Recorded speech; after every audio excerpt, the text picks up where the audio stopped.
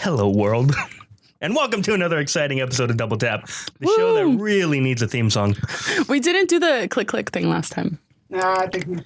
I think your crunching of chips counts as the click click. Yeah, that. I also can't do that. It's kind of hard. Fine. Okay, Jesse, continue. All right. Anyway, yeah. As was spoiled, I am Jesse. Spoiler alert. I'm Colin. I'm Demi. I'm Dallas. And I'm Gaby, back from the dead again. Are you gonna say that in all of them? Every single one. Okay, cool. To be fair, yeah, they're gonna have her for a week and then never again. Yeah, I'm gonna be gone. Right. I might as well be the double tap guest. That's what I used to be. So yeah, Demi is now more of the actual reshoot, and Gaby is the reoccurring guest star. What are Yeah. we talking about today, Jesse? Oh yeah. Oh, Lord knows. Well, anyway, there's like 37 of us here, and we're all going to give you our top 10 list of our favorite actors of 2018. There aren't 37 of us, guys, just 5. Ooh. Yeah. Since only 5 of us introduce ourselves, yeah, I would hope so. We just have All the other 32 just kind of. Give it up to our They're live just studio being audience. so quiet. At that point, yeah, it is. I mean, let's be honest, that's what it would be. You Exactly right. what it would be. All right, guys. Wait, before we actually start, honorary list first. Yeah. yeah, but we're starting in the same order, right? Or Yeah. does everybody have honorary mentions? Yeah. Okay. I I don't. have 37. I'm just kidding. That's a good one. Hold on. Give me one sec while I Google a name that's on my list that I don't know who that is. What? Yeah. What? How do you have a what? It's probably like a voice actor. Yeah, it's probably someone I was like, ooh, I like that person, and I put them on the They're list. probably but from then Hill House. They might be, yeah. Googling it. Or unless anyone can tell me, who's William Zabka? I can't. Couldn't tell you, wouldn't know. You just made that up. You just made that up. Oh, yeah, he's that guy. All right, guys. So I got I one guess you're starting, Jesse. honorary mention. Shout out goes to Lakeith Stanfield, who was on my list for a very long time. Same. And then just barely got pushed down to number 11 on my list. Other honoraries, shout out goes to William Zabka, who played Johnny Lawrence in 1980's The Karate Kid and in 2018's Cobra Kai. Cobra Kai. He was shockingly awesome in that show, playing like a weirdly likable, unlikable guy. Like he plays a guy that you would never want to meet in real life, but also by the end of the show, you're like, I kind of would. I'm rooting for this guy. Yeah, you're rooting for this guy, even though he's like culturally ignorant in a way that would piss everyone at this table off. Ooh. Oh, But like in a genuinely ignorant way, like he just doesn't understand Ah, things. so he's not like a bad guy. he's not racist. Yeah, he just doesn't. He's not. just I mean, stupid. he is racist, but only because that's what He's he stupid. genuinely believes. If that makes it any better. That sounds worse. Yeah, it is though. But you know, he learns, and Okay. also like some of his non-PC comments, I'm like, yeah, that makes sense. For some of them, I feel like only to Anyone you. at the table to say that. yeah. like well, no only one else you. saw the show. But anyway, like that's he's fair. got a great character arc on that show. Beautiful. Yeah, Is that the interview? yeah. That's it. I really only had those two because if I kept going, I'd be here all night. Colin, do you have an honorary? My list isn't in any particular order, so I guess, I guess for my honorable mention, it'd probably be Elsie Fisher, who played the main character in 8th grade. Because while that movie was kind of like, it was cool, I enjoyed it. I thought she kind of nailed like this awkward middle school phase, which like I feel like is really hard to do. For my honorary mentions list, I have mostly TV actors because I tried to keep my actors list to only people who had starred in movies this year. So my honorary is Anna Diop from Titans. She plays Starfire. Deborah Ann Wool, who plays Karen Page on Daredevil. Tati Gabrielle and Chance Perdomo Damn it. from Chilling Adventures of Sabrina. And they play Prudence and Ambrose, and they are the two best characters on that show.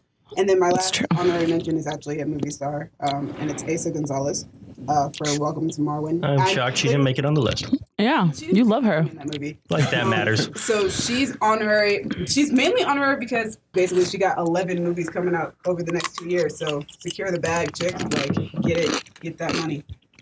Get your paper, boo-boo. Get your money. Latina. All right, my turn. Honorable mentions for Dallas. I have a quick question. Did Punisher come out this year? No. Did not. It did not. Honorable mentions don't need to be in any order, right? No. Cool. Yeah, who's your top 10 honorable mention? My list? top 5 honorable mentions this year. Go away, Gaby. Zazie Beetz. You spelled her name wrong. No, I didn't. For Zazie. Oh, just kidding. The Yeah. A looks like an O. 4, Deadpool 2, and Atlanta, obviously.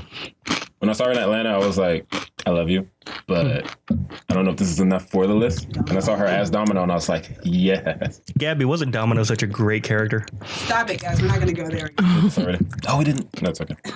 We didn't. No, the people don't know. It doesn't matter, They don't Jesse. need to. They didn't. I think they should. I think they should know that Jesse, Gabby and let's I move forward. We're supposed to Just explain shut our up. honoraries. are directly Yeah, responsible we're for not. Domino I being the have great her character on that my she list, is. so we can talk about her when we get on my list. Oh. All right, we'll elaborate when we get there. Spoilers. Next one, Tom Holland. Hey. You know, Nice. he almost made me cry in a comic book movie. So, there's that. Big ups. Charlie Cox, Daredevil, Hey. because he's great.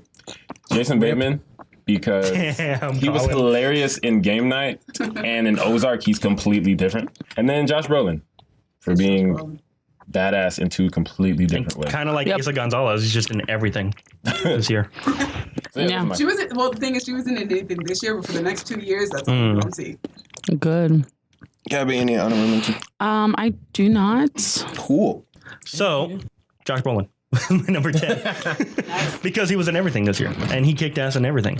I didn't like Sicario 2 that much, but he was great in it. I didn't see that one. I wanted to. He was awesome in Deadpool as Cable. He was. Yes. Yep.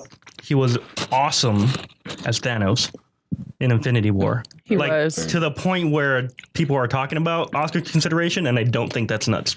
Wow. He won't get it This because No, I he's a think motion Black captured Panther character. has a better chance. Well, I'm talking the actor. For his acting. No, I know. And I'm missing one. What else was he in? Was it just those three? I feel like there's No, another big there one was that probably more stuff. We just can't remember right now.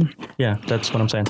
So my number 10 is not a person, it's a group of people, which is because like I couldn't pick one person. So I'm just gonna say Cheetah. like the cast of Brooklyn Nine-Nine. Oh, homeboy, yes. One of the best shows. on Also, TV. I have people from Brooklyn Nine-Nine on my list.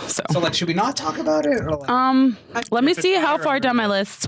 Actually, it's at my number 10, so we can talk about all right. We'll talk about when we people. get there. Actually, no, I have one at my number 3, so we can wait a little bit. Just don't talk about Stephanie Beatriz or Melissa Fumero. That's cool. Spoilers. That's fine. I mean, just like everybody on that show is Yes. great, and like I'm really upset that I think Andre Braugher got nominated for an Emmy once, No, not again. I think he's been nominated twice, but I know that the whole show won a Golden Globe in 2013, and so did Andy Samberg. So at least they have a Golden Globe win. Okay. And I know that Stephanie Beatriz has been nominated for a Critics' Choice Award for her episode about coming out.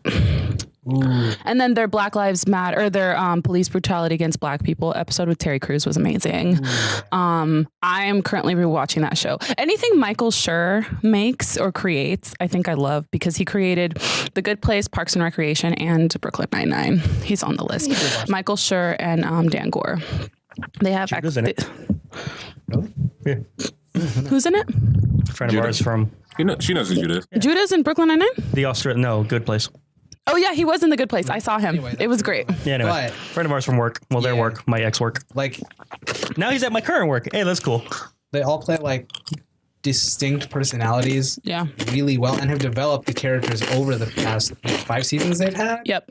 Like I always find it really impressive when you can figure out how a character will react to something just based on how well you know them, because how well they've been played over 5 season or several seasons. Exactly. I feel like Brooklyn Nine-Nine has that down. Oh, they do. It's excellent. And I'm sad that I get to talk about it first. Oh, well. Awesome. My number 10 is Dakota Johnson for her role Ooh. in Bad Times at the El Royale. Wow. All right. I didn't see that one. Would highly recommend. But NPR was like, Seen 50 Shades watch of it. Grey, so I've never seen Dakota Johnson actually play and lead role, supporting role, anything of that sort. I did not see the movie with her and Rebel Wilson either. So, Oh, I did. She was yeah. the wait, same what was as that? 50 Shades. I don't remember what it is. It was called How to Be Single. That's right. And she was like the girl that couldn't stay single. So this is really the first time you've really seen her act is the first time she's been in a role that requires her to act. yeah. Well, she was also in Black Mass. She was in Black Mass. That's where I have seen her act before. So for I've me, known she was good this for a was while. the first experience I've had with watching Dakota Johnson act. Yeah, 50 Shades.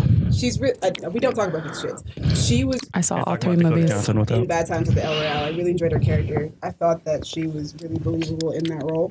And I don't know. I would love to see Dakota Johnson play some more like badass, kick-ass women. Like I think she would do a really good job. She did great with it. Get out of that 50 Shades shadow, hopefully. I mean, there's not much of a shadow on it. I don't think. It's not as bad as like the Twilight Shadow, It's I think. definitely not. No, the Because Twilight also- Shadow was way worse because it was a much bigger phenomenon. Well, also, people aren't trashing her performance in those movies. No, because they acknowledge what those movies are, I Yes, think. but they also acknowledge that she's doing the best she can with what she has. Jamie Exactly. Dornan, I don't think his that they career's gave done. that. No, But- no. He can be, especially with his work in the fall. He can definitely. Oh, yeah, I yeah. forgot he's So got- he yep. can. You're right. He has background. Yeah. Yeah. You guys are forgetting he's in Robin Hood. Oh yeah, the critical darling. The potential Oscar. Oh God. What? Yeah, but anyway, Dakota Johnson's really good in Bad Times at the El Royale. And if you have not seen Bad Times at the El Royale, you should. She watched the first 2.5 hours of that movie and then stop it before the last whole half. movie. That's literally the whole movie. It's so long. It's very long. Your turn, Dallas. Oh yeah. I don't remember what you looked like before, I'm but you might high. need to accept that things I'm have anticipating changed. someone else having this higher. Gabby, stop looking at my list. Gabby, stop looking at his list. Sorry. Abby, stop looking at his list. Michael B. Jordan. Hey. I don't have an skip. Emily higher. Skip hard. Gabby. Hard skip. Hard skip. Gabby. Okay, so my number How 10 dare you, is sir, Melissa for Fumero. anything. Who? Melissa Fumero. She plays. Bless Shut up. She plays Amy Santiago on Brooklyn Nine-Nine, and Ooh, I like her. I really like Brooklyn Nine-Nine because they have not one, but two Latinas on the cast. And I know it's a miracle, and they're nothing alike. True. Melissa You Fumero did get me to plays. start watching that show, by the way. Yeah. Oh, I I did. haven't done Yeah. it like religiously or anything, but whenever I don't have anything to watch, that's my default now. Oh, it's a great show. Melissa Fumero plays Amy Santiago, and Amy Santiago is me if I was ever a detective. She's just like Yeah. really into like pleasing her superiors, and like she's kind of nerdy and awkward. She's really into Harry Potter. Like But she's bad at it, though. what? pleasing her superiors. No, she actually like Holt actually likes her, but he doesn't like the suck up part, Yeah. which is like my relationship with my supervisor right now. He's like, I like you, but stop it. Like, and I'm like, I don't mean to be like this. I just am. Holt's And it's just Melissa just brings this like silliness and charm to an otherwise, I think, annoying character, or that would have otherwise been an annoying character. Yeah. And a lot of like sweetness, and she and Andy Samberg have really great chemistry on the show. So I just really like Melissa Fumero. I like what she brought to the character. They just got married, didn't they? The characters. Spoilers, but yeah, in season 5 they got married. I mean, the only one I'm spoiling is myself. My number 9. ASMR. And then welcome to our ASMR video of Double Tap. My number 9 will be John Cho. Oh, he's so fine. I love him. From Searching. Holy crap. First of all, the dude has to hold that movie together on his own. It Yeah, is literally. his movie. And also, there's no movie for him to hold up. It's just a computer screen the entire movie. And the only reason that's not boring is because of John Cho. Damn. I mean, the story is really good. Yeah, that's It's a really well written. You're like, it's a good movie. Also, there's an It's a great alien movie. invasion going on the entire time. Like, what is there not? What?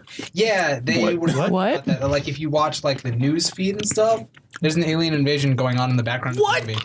That's hilarious. They intentionally put that in there. Dallas. Do We need to find this. Oh my God, we need to go watch this movie I again. need to see it. Oh, you just I need to see it. literally just put, hold on, I got to rearrange my top 10. It's at least an honorable mention if I see it again. Wow. I love. That is Okay. incredible. Watch it. I've never seen it. Okay, I feel like that was a litmus test to see if you were actually engaged in John Cho's performance, and apparently you were. Movies do that where they'll just hide things in there. It's like if it's There's also, Or like TV shows do that, like Parks and Rec, or not Parks and Community, with like, the pirates. or like the Beetlejuice thing, Oh, yeah. Oh, yeah. Or the pregnancy thing. or the pregnancy story, where like, yeah, so like, is The if pirates you is my favorite because that's what happened to Donald Glover's character after he leaves the show. Apparently, he gets kidnapped by pirates. wait, which pirates thing? I'm explaining it right now. Okay, go. My explaining of it to ask. Oh my God, go! Anyway, John Cho. He's great. He's super fine too. great though.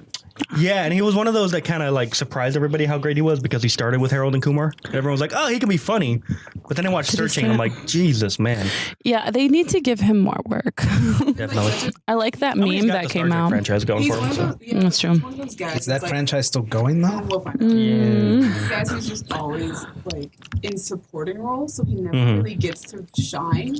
So it's like really nice. Like we did have searching. Yeah, I want. True that. Well, I want to see Fine him. for what it cost. yeah. I want to see him as like the main character in a romantic comedy. Actually, I really like that meme that they did. I like the show. That Yeah, I wish that show had gotten more attention. I wish that show had stayed on air. It ended after like 6 episodes. Yeah, I know. That's why it ended, because it didn't have the audience. Well, it also didn't have the critics, to be fair. Rude. Searching did. Everybody loved it, including Dallas and I. True. Okay. Colin, Number 9. Number 9. My number 9 is, well, this is probably on someone else's list, so we'll probably just skip it, but Donald Glover. Woo! Hey. So He's not on my my list. number 9 is Janina Gavankar for Blind Spot. Oh, she was great.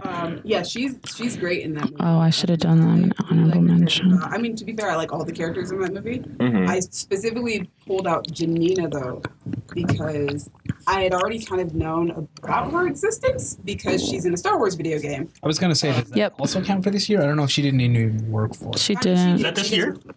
What? I don't think the game Battlefront. came out this year, but Battlefront. like expansions might have. I don't know. Oh, well, I'm not Battlefront. counting her. She's not on the list for Battlefront anyway. But I knew who she was because of Battlefront, because she plays the main character in the video game. And like, so I hadn't seen her do anything though. And so seeing her in Blind Spotting, which was weird because her face wasn't computerized. She looked the same. Mm-hmm. Not computerized. But she's. Have you seen her face? I have, and Saying. she wasn't computerized. She was really great in Blind Spotting. I like her character because, like I feel bad that her character doesn't end up with Colin, but at the same time I understand. I really liked her performance they at the royal definitely wedding. together at the end, but I get It it. was I great. really love her performance. She's so good in that movie, and she's on my list because it brought her to the forefront of my attention. So now I'm going to start paying more attention when her name pops up to do things. I think she's actually just been cast on a TV show. So I think so. Raf Casal posts about her stuff. Close personal friend of the show, Raphael. she's been cast on a TV show, and I think she also got cast in a movie recently, probably. So Yeah, once again, Raf Casal posted about it, so that's how I know. they're like all best friends. Yeah, they are. Close personal friend of the show, Raphael. So yeah, she's number 9 on my list. Way to go, Janina. Also on the note of Val, she disloyal, she uppity. All right, so number 9, Tom Hardy. No, No skips. Beautiful. Yeah, no. I freaking love Tom Hardy. Not for that. And his performance as Venom Oh my and God. Eddie Brock was just so I love it. great to me because, Tom Hardy's not usually the guy you see being terrified and like freaking out. He's It's the, great. like, The one that's I instigating don't the know, that terror. was a lot of his character in Mad Max was, I don't know what's going on and I hate it. Oh, that's but he true. also didn't freaking speak. Like it was just, it was scared grunts. Like, Yeah. Which I would argue similar to Venom. I forgot who was A in lot of Mad it is Max. grunting. When Yeah, he's but not Venom. when he's Eddie. He's speaking Mad Max won so many Academy Awards. a whole lot. But like, he's not, And it was nominated for Best Picture. even Mad Max isn't like terrified. He's just like, yeah, he's just like, what the hell is happening? Yeah, but like Eddie is like losing his mind hearing this voice in his head, and his performance of that Which is fair. was I would have Mad been. Max would is understand. used to his I've gotten used to mine. already. Yeah, exactly. His name is literally Well, Mad sorry. I Max. feel like you have to give special consideration to the restaurant scene. That one was Yes. amazing. yes. He's so good at One of the acting. best scenes. Like he's out of his freaking. I don't know if that was a performance. I think Tom Hardy thought they were on lunch. Shut up. That'd be crazy. I don't know. His choice to climb into the lobster tank. So like, Yeah. I know what was? he's about. Yeah, and like With the that, live lobsters. Holy moly. that gets you on the list. Shout out to Tom Hardy. And that was a great. Or live voice. before he got in there. Just like calling yourself a pussy in a demonic voice is just. Oh, it's yeah. A win. It's a win for me. Yep. hmm Like I said, I've gotten used to mine. We'll talk about your voices another time. Yeah, this is not the time, Yeah, Jesse. number Yeah, 9. we'll talk about my voices. My number 9 is Chadwick Boseman. Is that higher on anyone's list? Ooh. No. Ooh. He was so regal. Sorry. He was so regal in Black Panther. Wakanda forever. I know. He's like, Wakanda, whatever. I'm so done with this. Sorry, Chadwick. We did this to you. He was so regal as T'Challa. I mean, there's not anything else to say. I don't think.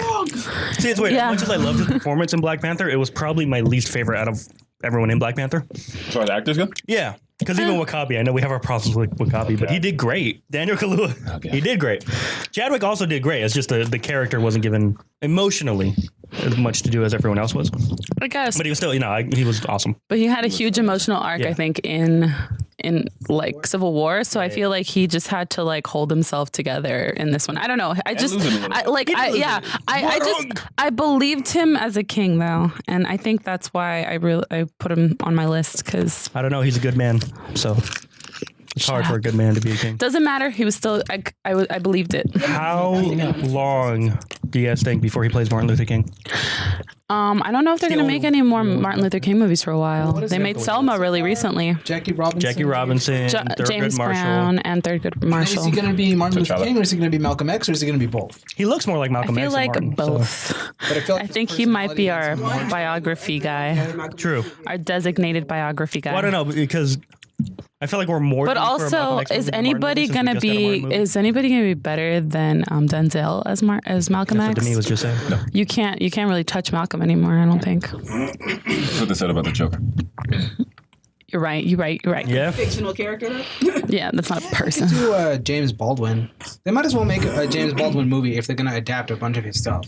Like Beale Street is his. I Am Not Your Negro is his. So like. All right. Ooh, I really want to see Beale Street. I gotta see that. I will. I'm gonna ugly cry. It's gonna be fantastic. Jesse, you're number 8. I'll make sure to wear extra watery mascara. Cool. So number 8, I really wanted to do a twofer for number 8. I wanted to say to all of you today that my number 8 is. My voice is not working today. For the record, you're just saying it now, so you've already said it. No. I was going to say, but my number 8 is Charlie Cox / Vincent D'Onofrio. But no. So I made myself pick one. And I went with Charlie Cox. Yeah. As awesome as Vincent D'Onofrio is, it's not his show. It is Charlie Cox's show. And the final episode of this past season of Daredevil. Oh, yes. Yeah. No. Colin? Rip. There it is. There. Yeah, when he, at the end, when he beats Kingpin down and he's like, just kill me. I will never stop hunting Karen Page. And then Charlie Cox's performance in there, he's like, no, you don't I want to kill you, but you don't get to change who I am. You will go back to prison and you will spend the rest of your life knowing that you'll never have Vanessa because this city beat you. I beat you. I was like, thanks for ruining that for me. Haven't seen it. You had so much fun. Going to watch it. This is your fault. A long time. I don't care. I'm not gonna watch it. yeah. I'm probably not. We make the effort. But yeah, that was great. Holy crap, that was Put him awesome. on my list at that moment. Yeah. When I saw Also, even before we got there, that 11-minute long fight scene. Which isn't even fully a fight scene. Yeah. Some of it is actually. Some of it is really good freaking acting.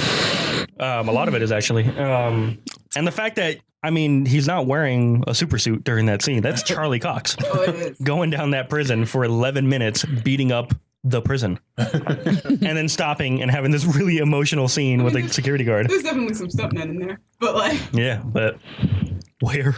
I'll probably find it if I want to. Don't ruin the magic to me. Colin, what's your number? Don't ruin the magic. We're probably going to end up skipping a bunch of mine in a row. So my number 8 is Brian Tyree Henry. Skip. Yeah, skip. Way skip. All right. It's gonna be fun. So my number 8 is Zoe Kravitz. No skips. And your amazing performance in Fantastic Beasts: The Crimes of Oh my Grindelwald. God, Actually, Jessie. Yeah, she was great in that. You can't go, oh my God, Jesse, and immediately switch sides on me. I didn't know. No, I was saying, oh my God, because stop hating. Continue to me. Sure you were. I don't think it's a good movie. And as a Harry Potter fan, I was very disappointed. But Yeah. I did enjoy Zoe Kravitz's performance as Lita Lestrange. Which Yep. I've been waiting for Same. the entire movie. And even though I feel like her character, can Hollywood please just stop hiring Zoe Kravitz to sit around and do nothing in movies for some reason? But Yep. kind of irritating. I need her to have like a substantial character for once. Because Lita had some substance. Lita, they tried. Yeah, Lita was at least an attempt, and I just feel like the potential was wasted at the end of the film with her character. I Yep. feel like that movie was wasted at the end of the film. Oh my It God. has so much potential, and it is wasted. And Zoe Kravitz is part of that. However, she was lower on my list until I saw Into the Spider-Verse and watched the entire movie, and her name popped up in the credits, and I was like, who in the world was Zoe Kravitz in this movie? And it turned out that she was Mary Jane Watson. MJ. MJ. I put her high on the list because like I didn't recognize that it was Zoe Kravitz's voice that was going throughout the movie, and even the second time I watched it, I was still like, yeah, can't really tell that that's her. So she ended up. It's race bending. It's terrible. What? Race bending is a terrible thing. Jesse. That's what reminds me that she's the second black woman in 2 years to play Yeah, MJ. I was thinking that. I was like, Yeah. MJ's just never going to be white again. Is that what you Good. telling? Fine. I'm okay with this. Or she was. She looked white in Spider-Verse. Yeah, she looks it. But That's what I she's said. It was not- race bending. She's We white in literally Spider-Verse. just Something that the actress, the Yeah, actress she's portraying never her. going to be played. the last black actress was playing a black character.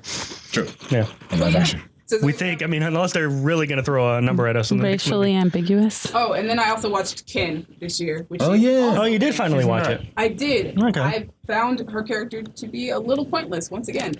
Yeah. She's in it. Which is weird because she's also like of the three. Well, no, that's not true. Never mind. No, Continue. Of the three lead actors in that, Yeah, she is the least. most well known out of the three of them. She's most well known, but she is the least developed. Yeah. But yeah, her character in that movie was all right. Like, I understood why the character was there, but at the same time, I was like, you didn't give her enough That movie was all right. to justify her being in it. So yeah, but Zoe's still on the list because she's awesome and she's amazing, and I look forward to all of her future projects. Jealous? Your turn. And she spells her name normally, not like Zooey Deschanel. Taking shots at Zoe Deschanel, I see. We got to take shots at somebody. It's been- Somebody, we're like somebody's 4 a hater people this in. time. Like Gaby does. All right, Gaby. No, I don't want to be a How you hater feel about this time. Zooey Deschanel? I like her. Guys, Dallas. Number 8, yeah? Number 8. Yeah. Jake Johnson. Hey. You figured it out. Hey, we got the couple. Oh, yeah. Hey. Going off of what Demi said. Peter B. Parker in Into the Spider-Verse was played by The Jake B stands Johnson. for Ben. Thank you. And I... Gabby just He's got died that. like 100 times. It's whatever, Gabby just man. remembered that Uncle Ben He's died twice. Wow. And he doesn't even like die on screen in this movie. So. Yeah. Yeah, he hasn't died on screen in about 7 years. Also, yeah, I was gonna say it's been like 20 years in minute. the canon of the movie since he's died. Sure. Anyway, So as soon as I saw Spider-Verse, I was like, Jake Johnson has to go on the list somewhere. And about however long we've been recording, minutes ago, I decided where to put him. I've heard number 8's fine. But he was so funny. He's like, if it wasn't for Miles, he would definitely be my favorite part of that movie. Because seeing this version of Peter Parker, who is hilarious and goofy, but still awesome and smooth and Spider-Man, it's just like so great. And his performance is great, and he's always funny to me. And I'm glad that he had something to do, not like in The Mummy. Yeah. Or in Jurassic Park. Also, with Jurassic he World. was not in Jurassic World too, because I liked his character in Jurassic World. Oh, yeah. he was, It was the, great. he was the meta commentary guy. Yep. Yeah. So he's always funny. And, you know, I have a thing for voice acting. I like voice acting. I think it's in some ways more impressive. And You have to do a lot with underappreciated. just your voice. Or- And, you know, he has a very recognizable, funny guy. Kind of like audio podcasters. Haha, yes, Yeah. exactly. You have to do a lot with voice. But yeah, Jake Johnson's dope. ASMR. And I love you, Jake. Gabby, number 8. My number 8 is Awkwafina. Hey. Oh, well, Because I'm a Dasani fan. she just brought. Shut up. She brought a like a really When it's cold, it's when it's fresh. cold. Oh, So does it get to We're room not 10? talking about water right now. We're not talking about it. They're talking about an Asian woman She's a real human. who raps and acts. She's very Yeah. talented. she was like not really present in Ocean's 8. She might as well have been a background character. Was kind of cool, but didn't get anything to do. Yeah, it was It was dumb. just Matt Damon's character from the original. Doesn't matter. At least they gave Matt Damon something to do. Eventually, in the sequels, because he became Matt Damon. In the first one, he's Awkwafina's character. Doesn't matter. Anyway, she was fantastic in Crazy Rich Asians, though. I was like, there was a reason she got cast for Ocean's 8, and I'm seeing it now. And her character was fantastic. She was a breath of fresh air, and I like her scratchy voice. Yeah, It's she's like got a cool her. voice. I do Yeah. agree. Something she's about great. voice actors, right, Dallas? She should be a voice actor. Okay, next. Yeah. Next. Moving on. She should have been Penny Parker. Number 7, Jesse. Moving Oh, on. shoot, it's my turn. Look at me. I'm up. You know, I'm looking- typically that happens when Gabby finishes speaking. Yeah. I usually just assume Gabby will never finish speaking. So Oh my God, shut up. I don't talk that much. All right, number 7. I did do a twofer, and y'all can't stop me because my number 7 is David Diggs / personal friend of the show, Raphael Cassell. You gotta skip All right. it. As soon as you said, we can't stop you, I was like, I know it. All right. You just had to stop me. Go on. Who are we skipping now? My number is what, 7? Yeah. Yes. Yeah, we're gonna move right along because that is Shamik Moore. Sorry. Oh, Liz. Oh, hell yeah, we're skipping. So my number 7 is another Spider-Man, and his name is Tom Holland. He is on my list for that final scene of his. I don't feel so good about that choice. You don't have to. I feel fantastic about it. He I hate you is guys. already a very fantastic Peter Parker, and I love him so much in the role in Infinity War. Too bad he died and we'll never see him in that role again. Shut up. Stop it. Rip. Infinity War, he Almost literally. Shut up. stop. Infinity War, he actually made me cry. Like, I remember sitting in the theater next to one of my friends in Monterey, and me and him at the same time got, like, teary-eyed and then started crying and, like, had to move away from each other because we were like, we're emotional. It's too much right now. He's just so good. And then the fact that he improvised that entire scene, like, big ups to Tom Holland.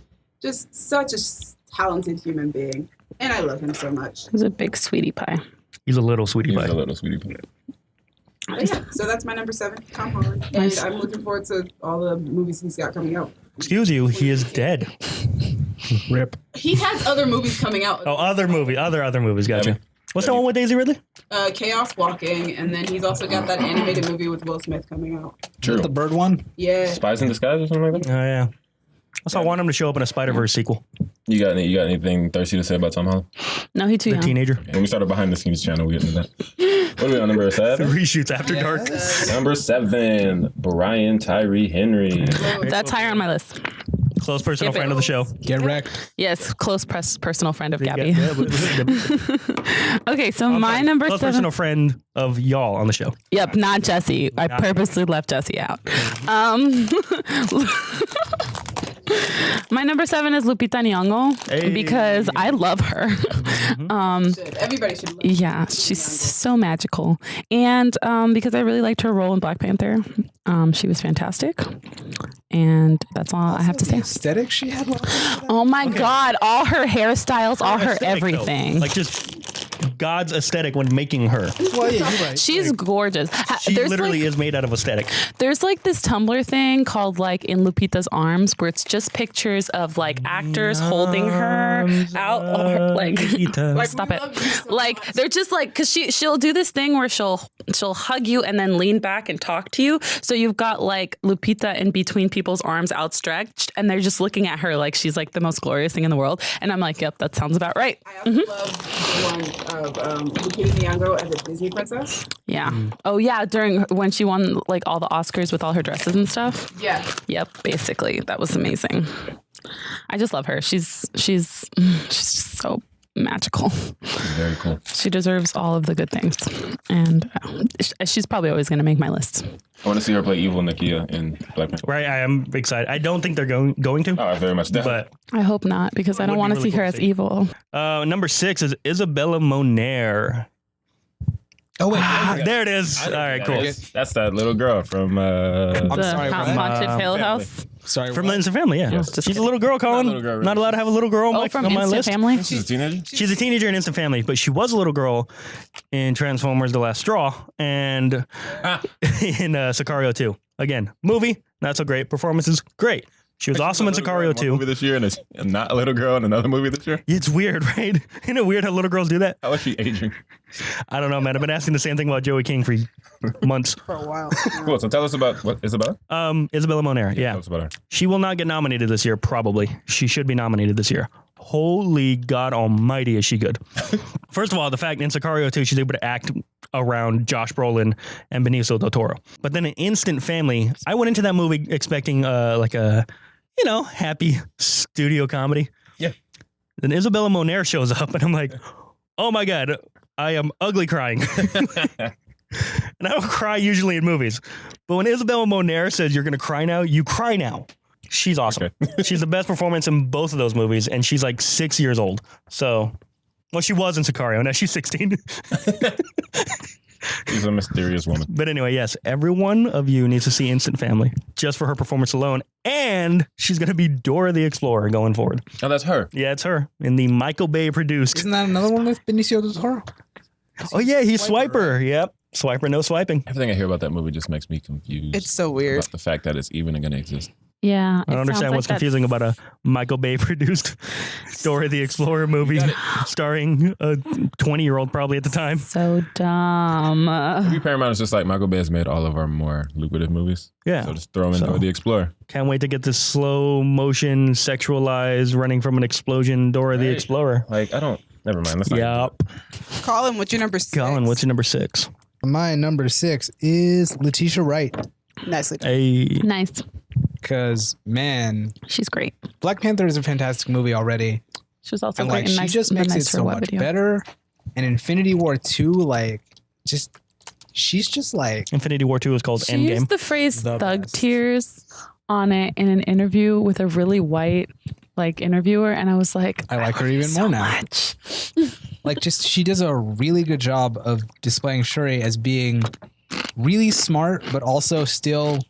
Like, sometimes I feel like you get a lot of smart characters who they don't know anything about culture or anything because they're just too busy being smart and reading and being. Oh, I hate that trope. I hate that, Yeah. but it's all the time. And she is not that. Yep. Like, she makes a what are those joke, which a little bit dated, but that's just because it's a movie and you write it years in advance and yada yada. That happens. But like, the fact that she can be really smart and really focused on her inventions and also completely keep up with pop culture, Is more realistic. and Letitia Wright sold that. And I really need Shuri not to be dead, and I need Spider-Man to come back so that those two can hang out. Rip. Because they already hang out in real life. Incredible. You know what? Hmm. Letitia Wright would be on my list if the new Black Mirror episodes came out 3 days later. Ooh, yeah. Because Black Museum came out December 29th of last year. Wow. And she was Just missed phenomenal. it. Right.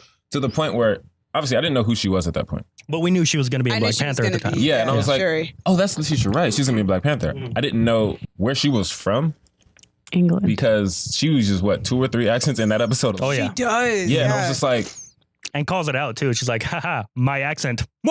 yeah. I was just like, oh my God, she's so good. Mhm. And then she was Shuri, and I was like, yeah. Black Mirror was the one that would have put her over the top for my list for last year. Last year, I was so alone. Okay, so I forgot somebody here was going to get that reference. yeah, I I'm do proud of you, understand Demi. that reference. My number 6 is Emily Bett Rickards. Why are we not surprised? Because she hasn't done anything. I'm this year surprised except she's Arrow, low and on this list. I don't like Arrow anymore, and I love Emily. She was in a movie that came out in festivals this year called Funny Story, and she was absolutely great in it. And I wish she would do more roles like that, but unfortunately, she is stuck on Arrow. So hopefully, she'll get to do something more outside of that show very soon. But I love her character in that movie. It's just such a messed up human being, and she plays it so well, and just really digs in deep on this character who just keeps making mistakes. So yeah, Emily Bett Rickards, number 6 on my list, and it was a surprise to me because she's only in one movie, and it's not even nationally released or limitedly released for that matter. It wasn't limited either? No, it was a festival. I said that. That was it? Yep. Oh. It probably hasn't Thought been it had, picked like, up little- by a studio yet. Yeah, that movie is a really hard sell, I think. What's it about? This dad who is estranged from his daughter goes Like Thanos. to visit her in Santa Cruz. And It takes place in Santa Cruz? yeah, he goes to visit her in Santa Cruz. What's this called? And he picks up his daughter's friend on the way up to the cabin, only to find out when he gets there that his daughter is engaged to the girl that he brought up to see her. Damn. So yeah. She hid that on the entire trip. Yes, That's and impressive. that causes even why more she got on the troubles. list. Yeah. Wait, that- so and Emily Bett Rickards plays the she fiance? does. Yeah, she plays the fiance who he gives a lift up to the cabin. And he finds out not only are they engaged, but they're planning to get married the next day. Oh no. The next day, goodness gracious. Well, they've been together for a while, and they're so estranged that him and his daughter don't talk. So first off, he wasn't even aware that his daughter was into women, I'm pretty sure. Yeah. So Plot point. on top of that, she's engaged, and oh look, she's the reason why her and all of her friends are up here is that they're planning to get married. So I feel it. yeah, it's a really good movie, and I'm hoping that it finds some sort of distribution because I thought it was great, and I would love to see see it. Emily in this role a few more times. Fingers crossed. I like the word "strange." It always sounds like a Mexican just trying to say strange. Oh my God, I hate you. You are strange. Dallas, what is your number 6, sir? I just want to on record that the one who said that was Mexican. So Yes. everything is fine. Don't be, shh. Don't tell them that. The other half is another Latino. Guatemalan? Honduran. Hondureño. The Honduran. My number No, 6. don't do that. Donald Honduras Glover. doesn't have a noise. Hey, Donald Glover Donald Glover. at number 6. Number 6. Damn. Okay. It's really low. Do I need to skip it? Guys got thoughts. No. No, but No. we're just shocked. Damn. Nice. I expected him to be top 3. We'll find out. So I was moving Donald Glover up and down the list pretty much Sporadically. since Atlanta came out. Because Wait, important question. yes, So I feel like I'm going to answer it while I'm talking, but yes, go.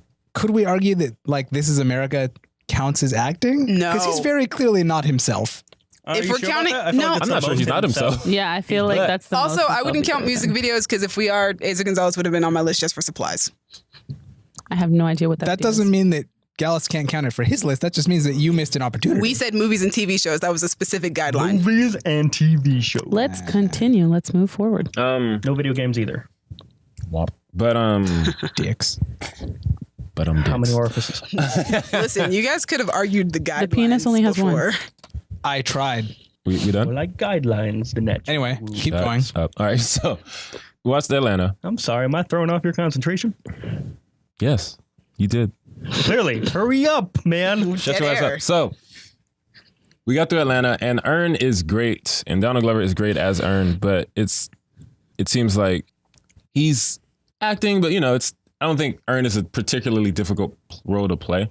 I don't know, man. Those no's But yeah, that's are just gold. I think that's just Donald Glover, like how he says no. I feel like he has to practice each of those for Maybe. hours. He's a talented man. How many no's can I do in one episode? And also, And he how was many in different Solo, ways can- and like Can you say the word no? Solo. I slept through parts of Solo, but never when he was on screen. He Understandable. was like, he was my favorite part of that movie. As a Star Wars fan, Donald Glover is incredible in that movie. You know dope. what? I just realized just Solo realized. is for me what Venom is for Demi. Really? I don't think I hate hate it as Solo? much I was as like, I hate no. Venom, but like, yeah, but like, would you It's the leave the attitude room about if it. someone put Solo on? Like, that's what we're dealing with. all right, Yeah. Yeah, I was like, I don't think tried. that's a fair.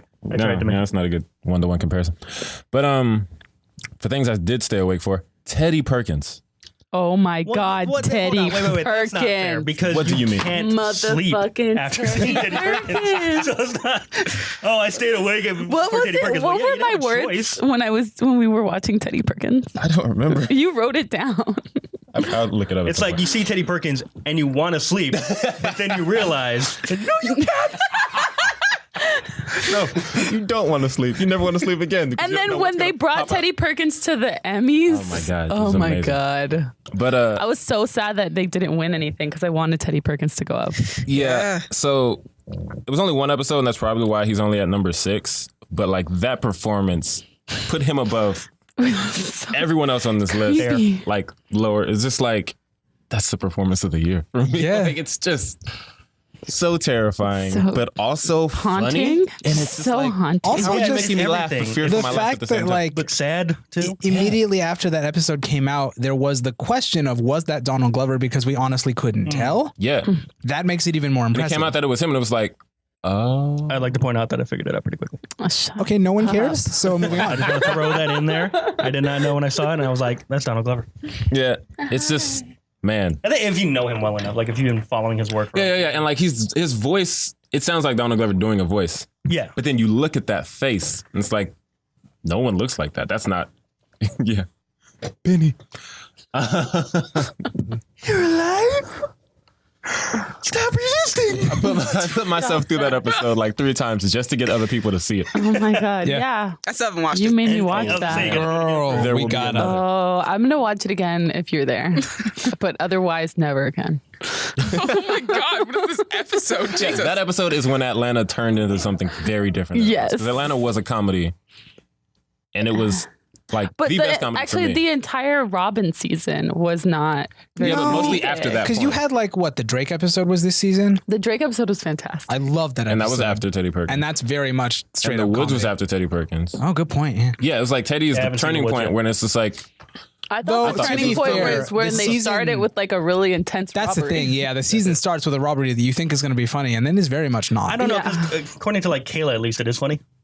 Well, The woman screams. Okay, Well, but it was just like, but that's only it's because weird. that's I don't like that. That it was haunting to me. I was like, oh, that's It's what a the pretty show goofy is. scream, though. The season. yeah, that was really messed up. But like, we had messed up I would things. also like to point out that Teddy Perkins is to this day still the last episode of Atlanta that I've seen. Oh God. Oh, Yeah, you got I to never see got to Woods. I would say you need a palate cleanser, but like, Yeah, you Woods is- need the champagne Woods champagne To be poppy. fair, that was months ago. Yeah. I think their palate is cleansed. No.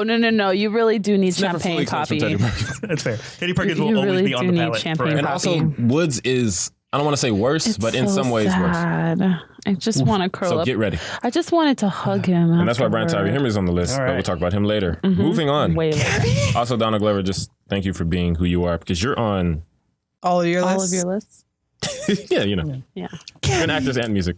I forgot about Teddy Perkins. 6. My number 6 is the Z Beats. Yay. Zazie Hey. Beats. Is that higher on your list or anybody else's list? Oh, great. We can talk about her. Let's talk about Z. The Sassy. Z. Love her. Okay, so I really liked her in that Germany episode and the Champagne Poppy episode of Atlanta. And I absolutely loved her in Deadpool 2. That hair is goals. The hair was Wasn't she gold. great in The Deadpool 2? vitiligo was great. Like the The general aesthetics. I She was called the super cool. I didn't think they could make like luck work as like a think it was very superpower. No, until I saw it on screen and I was like, wow, this is cool. She cool. brought like a really great like energy to that character, and I just want to see her in all the things. She might be in the Joker movie next year. Oh. she is in the Joker movie next year. I'm also very I never upset. saw a confirmation on that. I think it was confirmed. I didn't watch They're done Slice filming it, before so- we recorded this, and she's in that movie. And I've been haven't heard of trying that to watch movie. it. It's starring her and Chance the Rapper. It's on Amazon. Is that It's the included like with Prime if you have Prime. supernatural one or something? It's about a werewolf. Amazon Prime. Right. Yes, Right. it's a horror comedy about a pizza boy and Is werewolves. Chance the pizza boy? If you find it, hit me up because that Oh, I sounds found it. interesting It's on my enough. That list. We're gonna watch it. okay. I should have done it before. She might be higher I on the have list. Chance might Prime, be on my so list. we I don't can know. watch it through my stuff. I do too. So do I. Never mind. Let's do it. Oh, we all do. Great. But she's fantastic. I want to see her in all of the things, and I love her. And I follow her on Instagram, and she posts a lot of stuff about how it's really weird being going from like being the person she is to getting all glammed up and how she feels weird about it. And she's really into like just being her natural self with like other stuff. I remember So- when Atlanta came back this year, the first few episodes, she wasn't in it. And I remember texting Dallas like, You're missing it. I am really worried. I need her to be in this Yeah, show. if she's like, not on it, I'm just really like I'm still invested, but she just brings so much to it. I think she grounds the show a lot. Like the dudes are sometimes like the dudes' lives or like the things that the get into. problems Yeah. that they get into seem really like silly compared to Definitely. when she shows up, because she's like she just kind of brings them back to their senses. She's like, hello guys, we have like real priorities, we have real things we have to take care of, and like their stuff seems really petty when she comes in, which is a good way of putting things in perspective. And like she's supposed to be, I think, like the quote unquote unlikable kind of like parent character, but her stuff, she brings the human aspect to it, where you just kind of like, I understand where she's coming from, and yeah, these guys are fucking up, like, or like Ern is fucking up. It's really interesting because like when Colin texted me, at that point I was fine because I didn't like Van in season 1, And but I love her in season 2. and see, I did like her in Was that because season of the 1. performance, or you just didn't like? No. The acting was great. I like Zazie, but like Van Van's as a character character. in season 1 wasn't super likable to me. And when she got her own episode, I liked her more. But everything other than that, it was like she doesn't have a lot to do. And when she does, she's She's just nagging.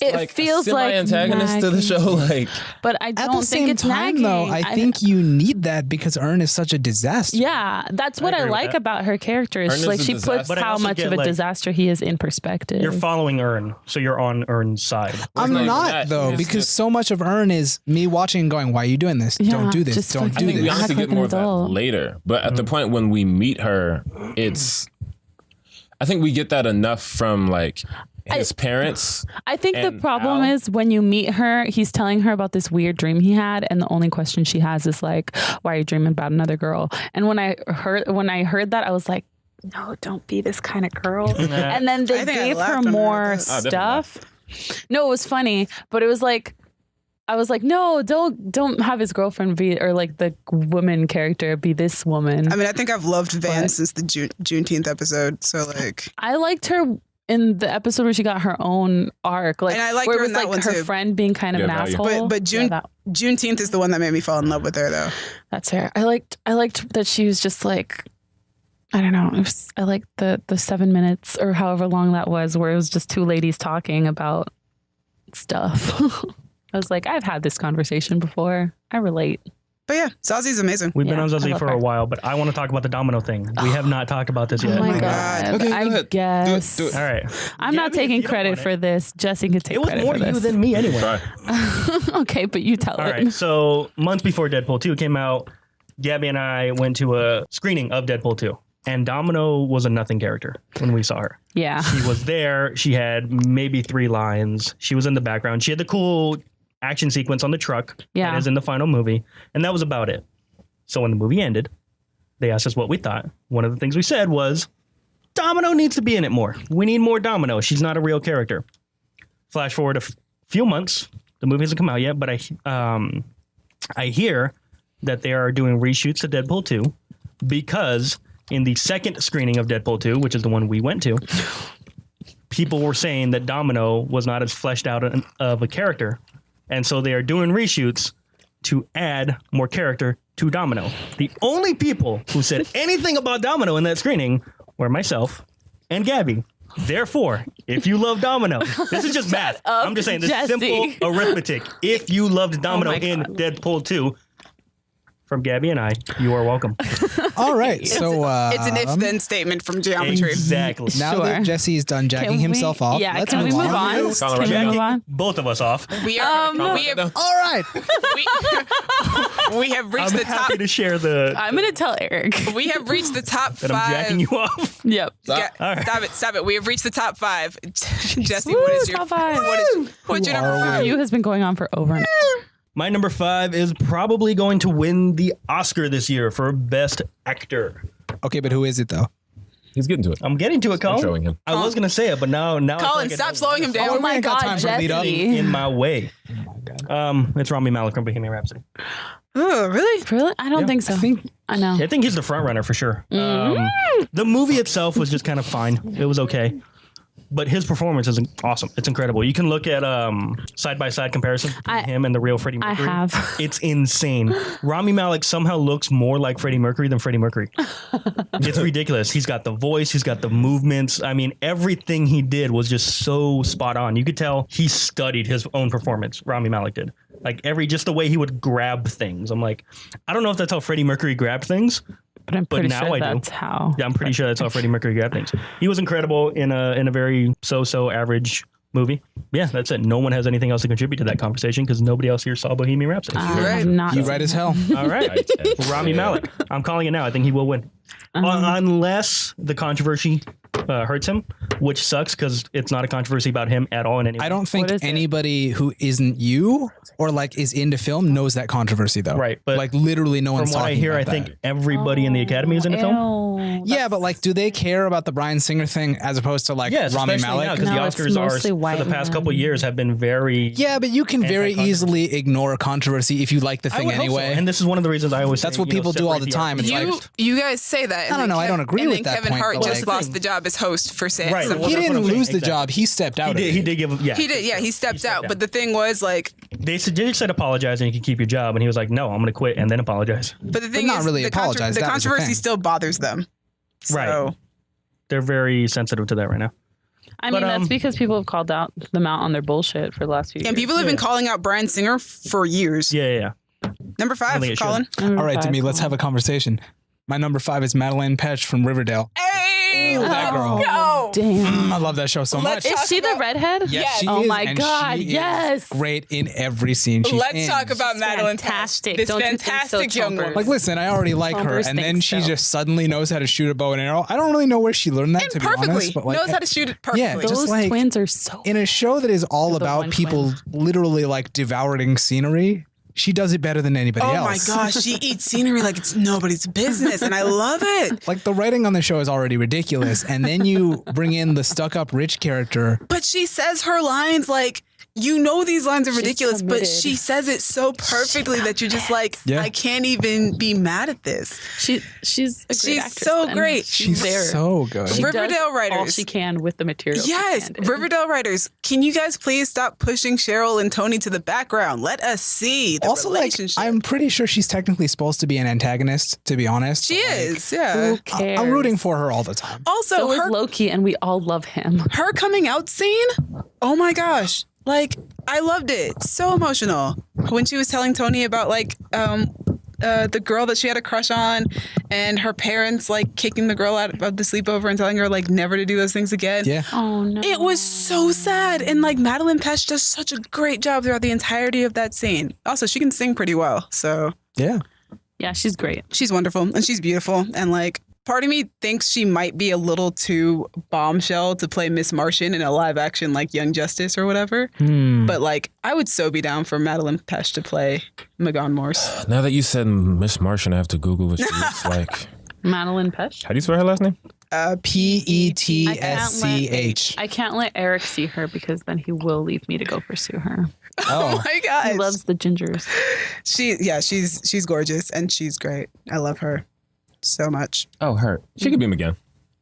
Yeah, I think she could do would do a good McGann, and it would be so interesting because it would be totally different than Cheryl. What's the name of the character that she might play? She's going to play? Just type Miss Martian. Martian. But yeah, Colin, thank you for that. Just Anytime. anytime we can discuss Riverdale. Like, it was hard to pick one from Riverdale because everybody in that show is amazing. But then there was one line that she said, and me and you were like, no. yeah. I don't even remember what line it was. I don't either, but I just remember, like, she has lines where I have to get up and walk around for a bit. it's so Fantastic. ridiculous when Yeah. she performs Yeah, it. when she goes So well. downstairs. Oh my gosh. I want to just look up Cheryl lines right now because, dear God. Girl, we ain't got time for that, but I respect it. Oh my gosh. I want to give an example of her lines though. Like the things that she has to say and the way that she does it. Like, it's brilliant. I don't understand. That show is Just just. commitment. You just have to commit to the part. But sometimes even commitment, Rami Malek. sometimes isn't enough. I don't know. It's just, Megan Fox. One time she said, She's a great actress. wait, one time she said, if you breathe, it's because I give you air. Like, what?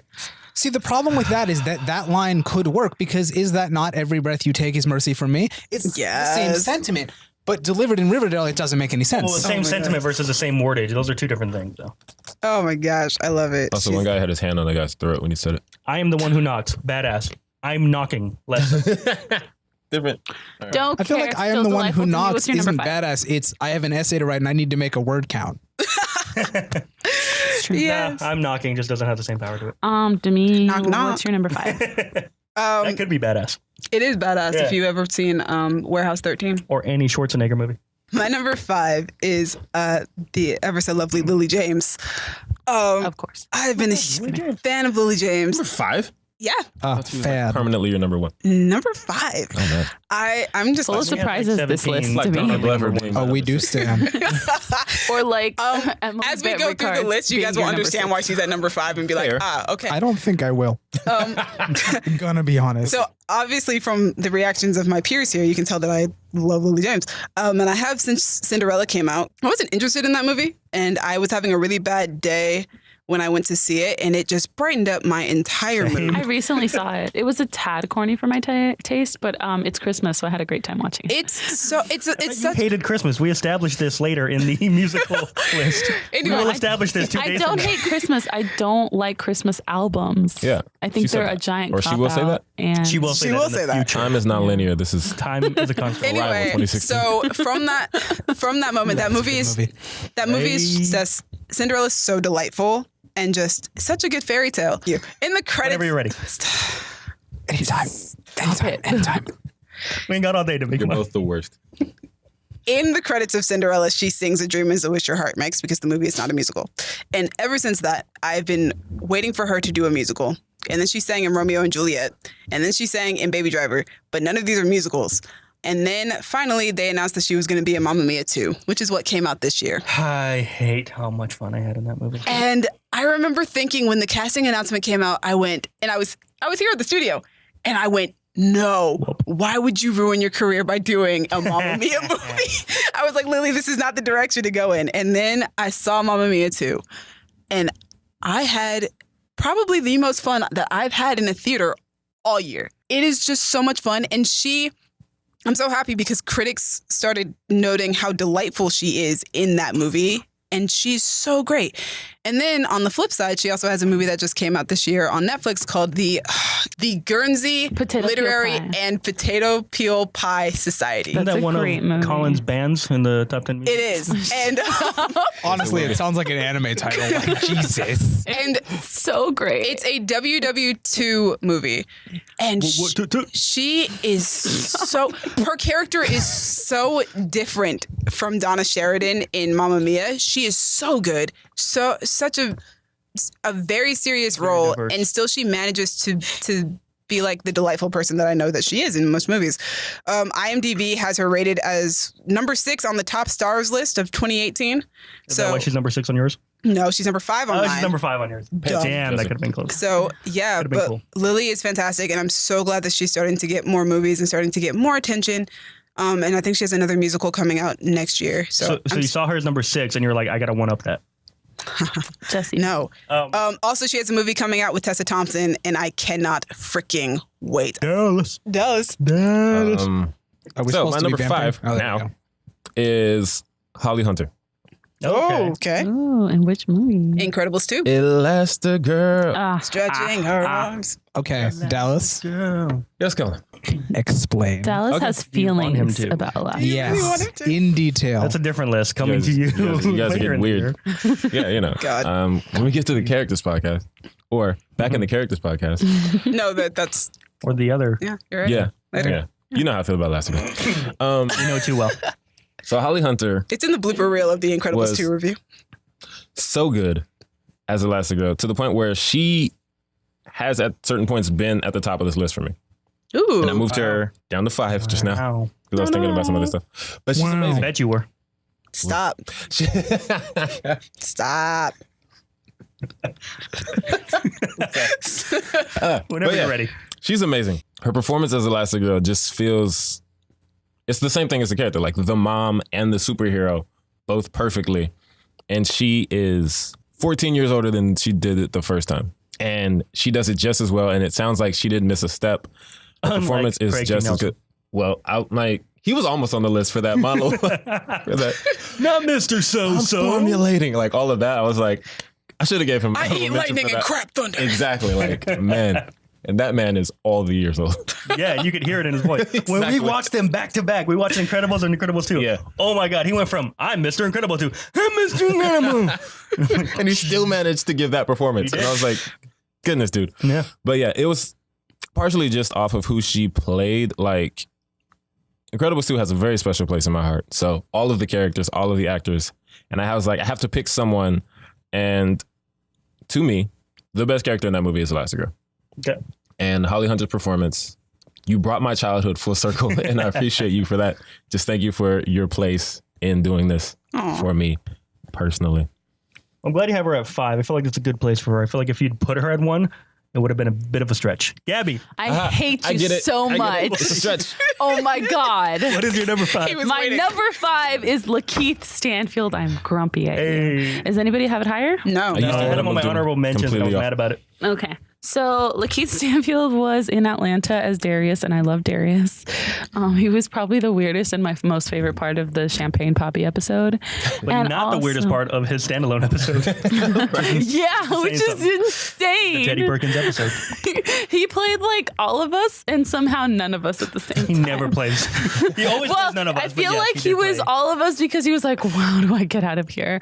But also none of us because it was like we would never get ourselves into a That's the thing, is situation we would like have been that. getting out of there way before he decided he needed to get out of there. Anyway, Like, you just keep the piano. he was also the main character in Sorry to Bother You. And Sorry to Bother You, in case you didn't see our review of that, was one of my favorite movies this year. And I will be talking about him. And it's fantastic. He didn't make my actor list, but he made my character list. And I just really appreciate Lakeith Stanfield. He's going to be in a movie with Chris Evans next year, I think. It's called Knives Out. It's directed by Ryan Johnson. Ryan? Ryan Johnson. Sorry, Ryan The Johnson. man. And I just really like him He is as a an man, actor. yeah. He's really strange and just like he's just. I really appreciate when an actor is kind of is not really like He is estranged. he's just a strange and unapologetically himself. I really appreciate when an actor's like, this is who I am. All right, number 4 is Toni Collette for Hereditary. Oh, because yeah. regardless how we feel about that movie, Yeah. her performance is insane. I kind of feel bad because part of the reason she's not on my list is because I was want so to be good. able to never think about that movie again. Right, that's the thing. Yeah. Yeah. And I was She's like, not if I on have your to list look at Toni Collette every time I because think of how of good like, she is. I'm going to shudder. But like, Well, it's a combination of her being horrifying in the movie, but also playing horrified so well, where you feel for her. yeah, Like she does her both. reaction to her daughter, spoiler alert, dying is Oh God, that scream. right. The scream that goes on for what, like 3 scenes, I think. They do a montage of just a scream that Of her goes. screaming, yeah. It's her And, like- screaming, finding out about her, then her scream at the funeral, and then I think there's another one of just her at home. And it's like, oh my God. But it's not even that. Obviously, that's like the biggest her performance gets in the whole movie. But the conversation around the dinner table with her son. Yeah. I mean, I've been there. And it's not a place I wanted to go in the movie. Yeah, but we did. It's like she plays the mom in a troubled family. She plays a freaking demon. Yeah. She plays the woman haunted by a demon. She does every And she's got that aspect. like weird sleepwalking trance thing that she does. I never wanted to be your mother. Right. Oof. She does them all so well. And like her face when the scene when like it's all going down, Yeah. it's just like the scariest thing in the movie. That's the thing. Yeah. So I understand why she's not on your list. Yeah. But at the same time, it's like, yeah, you got it. Again, I think it's a horror movie, so that might work against her. But if it wasn't a horror movie, I think she would win the Best Actress award. She should. I don't know though, because I feel like now with like Jordan Peele, Hopefully. we're getting into a space But even where with, people are willing to recognize. the thing is with Get Out, I feel like that wasn't so much of a we're willing to acknowledge horror movies right now as look how diverse we are.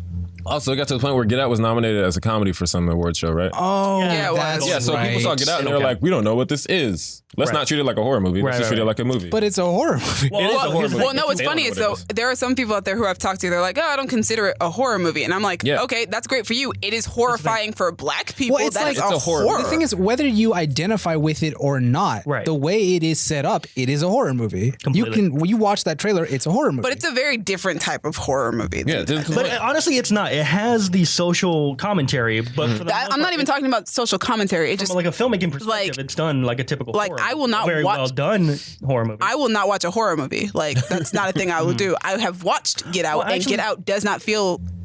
It's not like your generic horror movie, I and think that's it's not not because of as the, and that's not because of the scary social maybe in that way. commentary. It's because it's not like a normal It horror does things movie. different. Like I saw the trailer and thought it was a comedy from the premise. Mm-hmm. It was like, oh, haha, don't go to that white girl's house. That's funny. But then I saw I was kept watching the trailer. I was like, I will never forgive them. I don't think this is supposed to be funny. Cutting I was out the like, is demon this- goat skeleton. And it said Jordan Peele, and I Theater. was like, it's a comedy. Right? Yeah, I was like it's a comedy. Oh, wait, no, this is not a comedy. Yeah. But all that to say, Hereditary is definitively a horror movie. Well, here's the thing though, but because it's so dramatic as well, like in a drama sense, Yeah. I feel like if you want it to get nominated, you can call it a thriller, a drama thriller. You could call it a drama. Because I think they did that with But like why The can't you Witch. just acknowledge that horror is a legitimate genre that don't know, can be Colin. as us. Don't know. There are Artistic, several genres like- that are not acknowledged as legitimate genres. genre films in general are honestly, not genre films. taken Right as hell. You're seriously. only allowed to nominate dramas. Like, if you But, are a like, genre film, you've got to I feel be like Lord of the Rings. drama Right. shouldn't be a genre because everything has some element of drama in it. I concur. Yeah, but they're drama movies are literally like all you're coming for is the drama, and that's it. There is nothing slow. else. We don't It have should be enough low of budget. anything else to But here's the thing: categorize Hereditary somewhere else. might, because Hereditary does fall into those categories. It's very slow. It's low budget. A lot of people cry. No jump These are scares. the things the Academy likes. So maybe she will get nominated. Cool. Also, I think Hereditary, I think his name is Ari Aster, the director. I think so. Yeah. Yeah. I feel like he legitimately made a Horcrux when he made that movie. Okay, he started out with a short film about incest. He knew what he was doing. Oh, yeah, definitely. That man I'm sorry. What? Yeah, is a his- Death Eater. There's something wrong with the Johnsons, or there's something about the Something about the Johnsons. Johnsons. I Yeah. watched The like strange 2 thing about minutes the of that Johnsons. and then very quickly clicked out I of read it. the synopsis of that and noped out of that. Yeah. His entire it's not just Now I'm incest. going It's to read incest that. rape, isn't it? Yes, Yeah. it is both of these things. Wait a minute. Now I got to look up. So yeah, director. this man has split his soul into at least 2 or 3 pieces. And next time Aw, I it's see about his a his black name on a family. movie, I'm gonna be like, that's probably a good movie, but I want no part of it.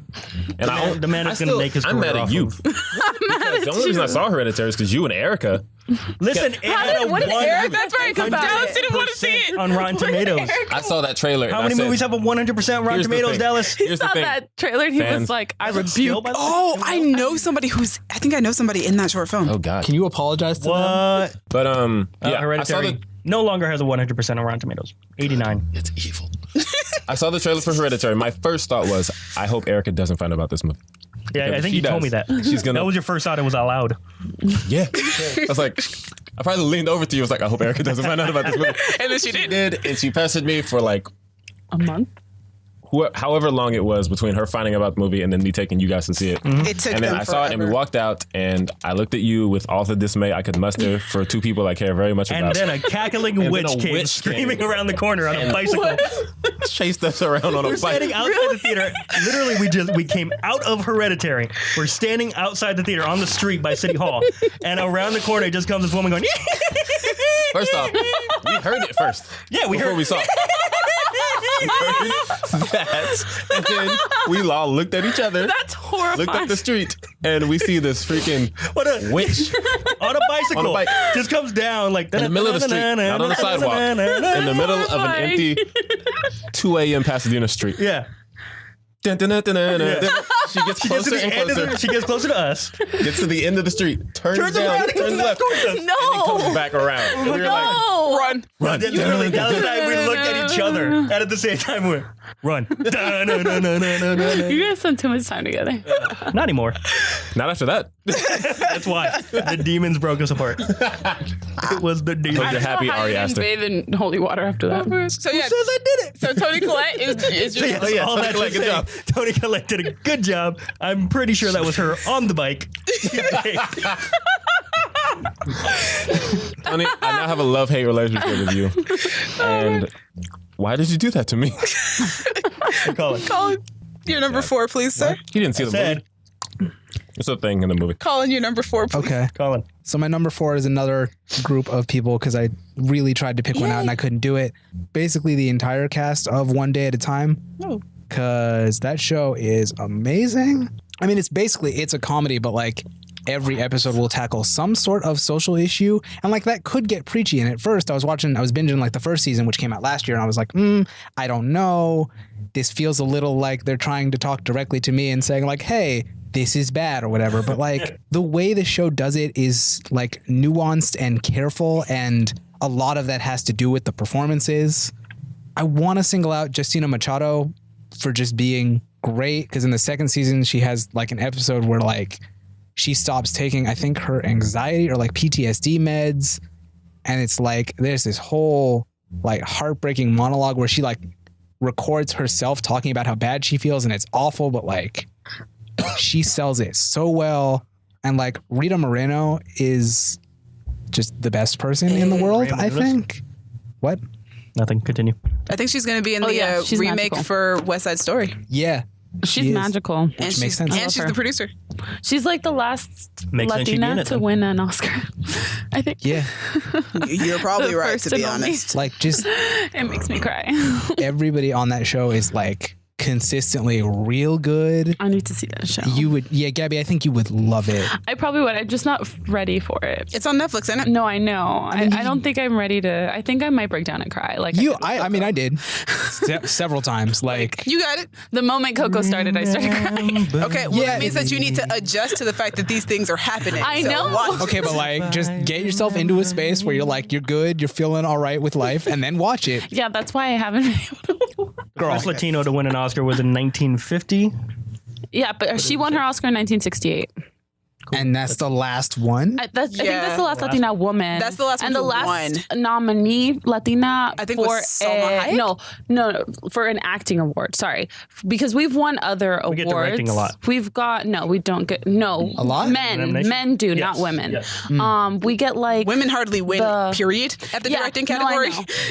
I think only Hardly one get has nominated in the directing category. Yeah, Catherine. and only like Catherine 3 Bigelow. or 4 have Women been are hard. Did nominated. Greta Anyway, Gerwig get but it? we No, she got win nominated. in like the special effects and those kind of categories, like the lesser known ones. And but recently the acting, directing. the last time a Latina was nominated for an acting award was Was it not Salma Hayek? it was apparently no, Lupita it was Nyong'o not. is- It was Oh, not. Lupita Nyong'o is Nyong'o. Mexican. She was Mexican. she's the last one, though. Well, she was born in Mexico, was born but in she Mexico, herself though. does not identify as Mexican, so I don't Gotcha. count that. So then, She yeah, identifies before as her, African. Then yes, it was Rita Moreno was the last one to win. To win, Got nominated yeah, since. but yeah, we've been nominated, The last and I person think the won to last win. Latina to You be know nominated who was the next person to get nominated after Who? Rita Moreno? Who? Was Norma Alejandro, who was in a like, movie called no. Gaby, A True Story. Hey. Nice. I think the last woman to win. Let me find it. The last woman to be nominated for an acting Oscar was Catalina Sandino Moreno. And she was nominated for Best Actress in 2004, so it's been 14 years. No. Berenice Bejo for The Artist in 2011. Wait, she's Latina? Mhm. Oh, never mind. Just kidding. That's still a long She was time. nominated That's for still Best 7 years Actress. ago. Yes. And a Latina's still a never long time won later. Best Actress, by the way. Well, other than Lupita Nyong'o and No, she was Rita Moreno. she won Best Supporting Actresses. The Oh, two I'm of them sorry. won Okay, Best yes. Supporting. A Latina has never won Best Anyway, Actress. that's It's a bit only of a been, diversion. Like one That black is girl it. and we're all the still white going. women ever. Cool. Good trivia. Yeah. For all you movie lovers out there. Yep. That's why we do what we do. So yeah. That was it. That's yours? Yeah. We're done. All right, so my number 4 is Gemma Chan from Crazy Rich Asians. That's fun to say. Gemma Chan. I really liked her character, even though her character is not in the movie much. I liked the storyline of her character and wish that we had focused a little bit more on it. Gemma Chan, The next movie's for her. yeah, the next Yeah, movie next movie is is hers. all about her, and it's going to have Harry Shum Jr. as her love interest. Yes, and I'm it about that is. life. Woo! Gemma is amazing. She's on the list for the same reason that Janina is. This movie really brought She was her. in a Star Wars video game? No, she Oh brought. my God, Jesse. This movie brought her to my attention, and even though I had seen her in other things, but it was always like really, really small things, like oh, she says one line in Fantastic Beasts and Where to Find Them. And I thought she was great in this movie. So after I saw her in this movie, I watched a TV show that she was on called Humans. And oh my gosh, Humans is one of the best TV shows, one of the best sci-fi shows that I have seen, and one of the best shows I have seen about androids. It is so good. And she is fantastic in that show. I would sing her praises about Humans for days, because it's a well-written show and she does so well playing this android and going back and forth between an android who believes that they're supposed to be subservient to humans and then the free will having android that she truly is underneath it all. It's just so good. She is so good in that role. Funny, And out of context, that statement, I want to sing the praises of humans for so long, sounded so wholesome. I just love humanity. I just love humanity. But yeah, she's fantastic in that role. And her role in that show actually made me cry this year. So bravo to her, because it is really hard to make me cry during a TV show or a movie. That's it. She is on my list. Number 4, Gemma Chan. I look forward to everything else that she does after Whoop. this. Number 4, Rafael Casal. Close person, a friend of the show. Woo. All right. I'm really sad that I forgot to put him on my list. Ooh, that's surprising. Is David Diggs on higher on anyone's list? If not, I just want to talk about both of them because I had it as David/Raphael. Or Let's just- do it. Let's do it. yeah. Let's talk about No, both. no, we're not. No. Oh, Not. oh, just kidding. Okay, fine. We'll talk about We're Raphael. talking about. So let's talk about Rafa. Let's talk Rafa. about Raphael. More importantly, let's have him talk about us. We'll tag him in this. Close and personal sing his friend of the praises. show, Rafael Casal. I had never seen or heard of him before. Neither had any of us sitting at this table. And unlike the rest of you, I had never seen David Diggs before at Blind Spotting. Ah. So that was double the treat for me. I got both of them for the first time. Get to experience them. And both. until about 20 minutes ago, I had Rafa higher than David on my list because I enjoy watching Miles a lot more than I enjoy watching Colin. Okay. Yeah, because Colin was so. But when I take Excuse it down you. to Right? when I love Colin, I love Miles. They're both two of my favorite characters, as you Hello, Colin, heard too. or will hear. Colin. You guys missed I the think smile on Colin Colin's smiled at me. face. I'm not 100% sure what that face was, but I think it was a happy face. It was a Continue.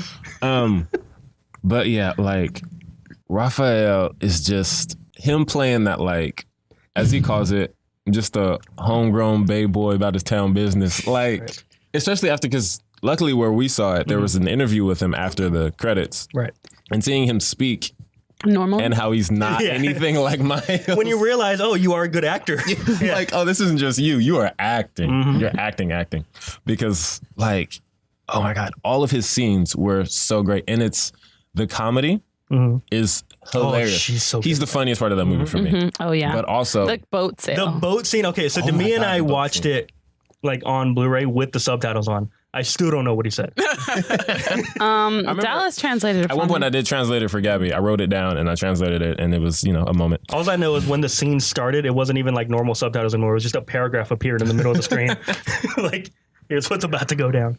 Oh man, I love that. Oh, man. And the scene when he's in the beauty shop trying to like sell the every time he raps, because I didn't know he was a rapper Oh yeah. when the movie came out, because I didn't know who the hell Very he much was. a rapper.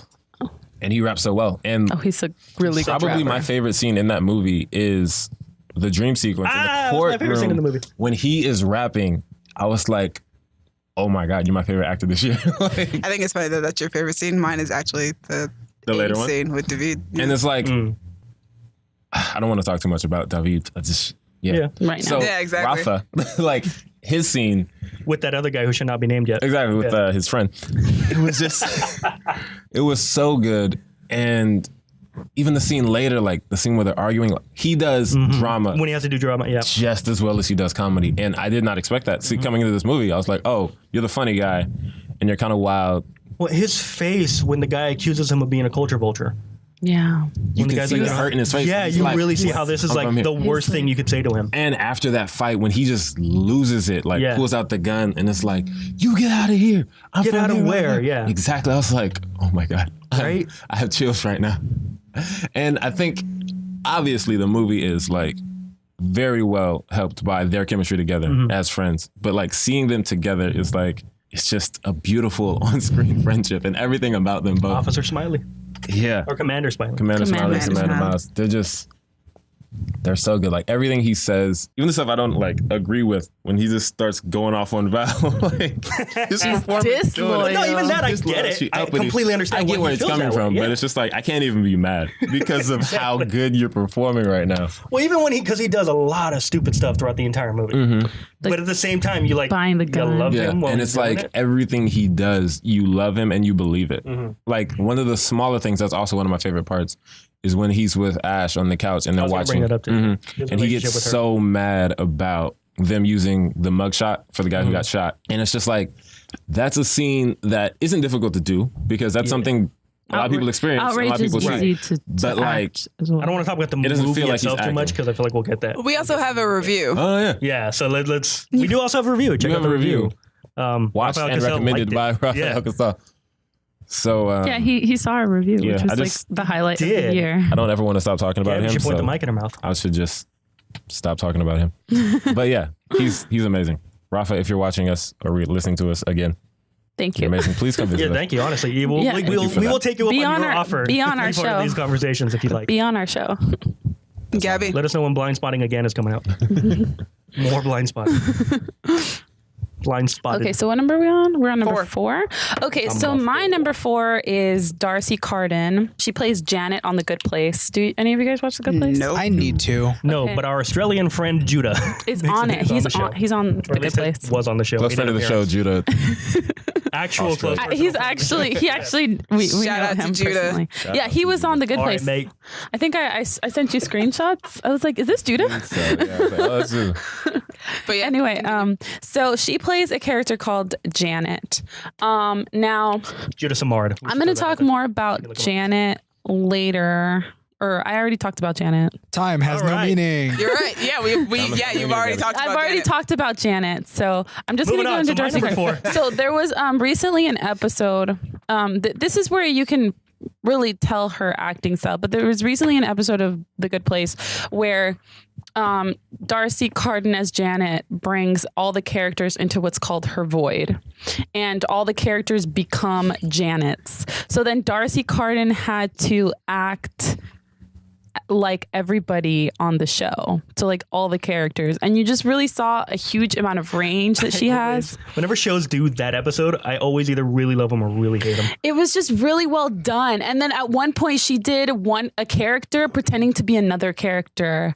And you were like, Those are the best. how did you do this? I love when actors have to do that. So it was like, If they do it well. she had to do, Sometimes she it's not was good. doing, so she was herself as Janet, but like she was Kristen Bell. Sorry. I was like, what? Surprise. She was Where did Kristen Kristen Stewart join Bell doing, what's his name? The character called Jason on the show. So she was Kristen Bell pretending to be Jason, but it was Darcy Carden. It was crazy and it was so good. And she's just, I was like, wow, this show, The Good Place really surprises me constantly. And that episode was just, yes, it's really good. And it's actually also created by, what's his name? Schur, last name Schur? Michael Schur. Sure. I hate you. And she's just a talent, and I really want more people to know who she is. I highly I recommend. really need to watch The that Good show. Place. Like, I consistently hear how good it is, just haven't gotten around to it. It's a hit for a reason. Every And time it's- I hear about that show, I just think of us going to Universal that day. Did you know The Good Place was What filmed happened? here? The And Good Place. It was that filmed here. show The Good coming out Place. soon, The Good Place, The was Good filmed Place. here on the Good Universal Place. lot. Basically, hey guys. we went to Universal around the time it Dallas was coming was there. out. Or it was about to Yeah, come it's out. my wife's birthday. And Yeah, we went Dallas on the was there. I've been to studio Universal. tour, you know? And the guy, I don't know if they told him, like, you need to advertise The Good Place because it's coming out soon, but he went hard. He went hard. Every opportunity. it's probably because he he'd could seen take. it, and it's really. He didn't. Well, tell Well, this was why It wasn't when the out show was yet. new. There wasn't even a commercial They for hadn't this made show it yet. They were like, they're working on a show with Kristen Bell called The Good Place, and we were like, cool. But he mentioned to it get like that hype. 3 or 4 times. He didn't even mention Live by Night that often while we were on that tour. Yeah, but that's But because they that knew was what it Okay, but why would you mention that Well, when... because nobody knew what that was either. We just knew that it was because, I'm sorry, if you're going to promote something, Kristen Bell versus Ben Affleck, Probably been out. exactly. But Joe, if you're talking about before they came out and got the reception they got, yeah. yeah, he talks about The Good Place so much, and every time he said it with so much enthusiasm, and we were all just He like, must have known what? something that you guys. No, all he knew was that it was filmed on the lot, and so he They were just honestly kept, just Oh, that's telling him probably to what hype he it. was excited about then. Or but so was Live by Night. So yeah. Anyway, yeah, I haven't seen it yet, just because every time I hear the name of that show, I just think about that. You right as hell. it was. It's a really every great time show. I Do you think guys of know that the show, I think premise? about that set that's right next Yeah, door he to told mine. us what the premise of the show Oh, was okay. while we were on the. It's while we were on really the track. great. Also, I saw the pilot in my pilot class. You can also see The Good Place from Hogwarts. True story. Oh, you can. Yeah, if you're actually in the line to go Oh, into like the Hogwarts, outside part. when you're against the cliff side, you can just Yeah. look down like, there it is. There's Whoville, there's Bates Motel, there's A Good Place. Oh wow! Right? Like the outside little courtyard. Mm-hmm. I love that little courtyard. So top 3, we've We reached made it to it. the top 3. Top 3. I Woo, did not finally. think we'd get this far. Jesse, number Time 3, out man. for Come on. Yeah, Yes, my with top that 3. three. Now I'm really excited to talk about these guys. Number 3, Kate Siegel, who is... No, no. Theodore? Hill House. I forgot her character name. But yes, from Hill House. The touchy one. The touchy one. That's yeah, Theodore, it's right? Theo. Theo, that's why I can... Yeah. I was Oh like, my that's God, not- she's so good. Let's talk Theo. about it. Well, I want to shout out, by the way, the little girl version of that. What is her name? I had it pulled up, and then I lost it, and I forgot. So I'm just going to vamp until I pull it back up Oh again. my God. But Kate Siegel, Yes, let's talk about her. let's talk about her, because she is amazing. In a ensemble of fantastic actors, Yeah. giving fantastic Who I've never seen performances. You've seen the dad, the young version of the dad. He's the kid from E.T. Really? Yeah. What movie That's was crazy. this? I was going to say, I've seen the older What show is version of this? Is this the Haunting of the haunting? Haunting of Hill House, Oh. yes. Also, Carla Gugino. You've seen her. You've definitely Oh, seen Carla. that. Oh, yeah, I've seen her. But yes, all great actors, all giving great performances. That includes the kids Sin City. giving great performances. Yeah. And Kate Siegel stands out a lot as easily the best performance in the show. And I'm going to specifically call her out for a specific scene, Do it. because everyone else on my list had to be in more than one thing in order to get on my list. That was my rule. If I really liked you in one thing, that wasn't enough. The exception to that is Kate Siegel, because she, from one scene alone, I knew she was going to be on my list, and I knew she was going to be towards the top. It's a scene where she has to explain to her sister why her sister walked in on her and her sister's husband Yeah. about to kiss. Yeah. And for a little backstory for the people here, this woman has the power to touch things and get some kind of psychic reading off of them. If she touches people, then she can see like their memories, kind of get some kind of emotion. But the more intense the touch is, the more intense the thing she gets. No, it's just No, her it's hand. just, Her yeah, hand she touches with her hand. She doesn't have to. weird about So it. earlier, her other sister, her younger sister, dies at the very beginning of the show. That's how the show opens. And her older sister is a mortician who, for some freaking reason, decides to do the body of their younger sister herself. Oh, I mean, for some people, it's Yeah, it's like a catharsis. Yeah. Yeah. So this middle sister, one with the powers, goes up to touch the dead body of their younger sister. And we don't know what happens. She touches her, sits there for a minute, and then screams bloody murder and collapses on the floor. Oh, hell no. Later, we see her with the husband, her older sister's husband, about to kiss. And now later is the scene that I'm going to talk about, which is the two sisters now in the car, and it is tense. They're having an argument where basically psychic sister is trying to tell older sister what happened, and older sister doesn't want to hear any Yeah, of she it. doesn't want to hear any part of it. Then the greatest jump scare in the history of cinema happens, where younger sister's ghost pops up from the backseat of the car to yell at them for yelling at each other. Scares the crap out of literally everything. Scared the car. The two living sisters get out of the car, stop. Psychic sister collapses on the floor and starts screaming at older sister like, I freaking told you there were ghosts in this show. You haven't believed me this whole time. You have to believe me now because you just saw that. And then she proceeds to give just the most raw, visceral display of human emotion I have ever seen. Where she explains that when she touched their dead sister, she felt nothing. Yeah. Not just nothing happened, as in she lost the ability to feel anything. She could The not floor feel. beneath her, air, anything, emotions, it was all gone. Yeah, whatever she touched, there Then- was nothing there. During that scene where she was touching the little girl, it just so happened to coincide with a power outage, and she's in the basement. So she didn't realize the power had gone out. All she knew was that she could feel nothing, and suddenly she could see nothing. And she was floating in an empty blackness, and she thought she was dead, and that's what death was, and that's where her little sister was, in this vat of dark, empty nothingness. And then older sister's husband came down to check on her, and when he opened the door, like a light came in from the hallway, and all of a sudden she could see again, and she just needed to touch and feel something. So she went up to him and she touched him, and when she touched him, she suddenly was able to feel again, and that's when the older sister walked in on her, and it was just like, she is, the word crying doesn't even really, she's like, did you guys ever get like caught by anyone and you really, really needed them to forgive you for something you had done? No. Shut up, Gaby. Gabby doesn't care if people forgive her. That's Exactly. the thing. She's definitely But that's done what it was. things It was that like, weren't I forgiven. need you to understand, to her older sister, I need you to understand. I need you to forgive me. I need you to love me because you're the only sister I have left. And it was like just this, I can't even adequately explain it to you guys how powerful the performance is. In fact, I want to play it on the TV or something after we're done with this. Oh no, I Not the definitely need jump to scare see part. that. I need to, But, not the jump scare. We'll show you that. It's insane. Fun fact, Kate Siegel is married to Mike Flanagan, the showrunner of the TV show. Really? That is his wife. So something about that combination worked.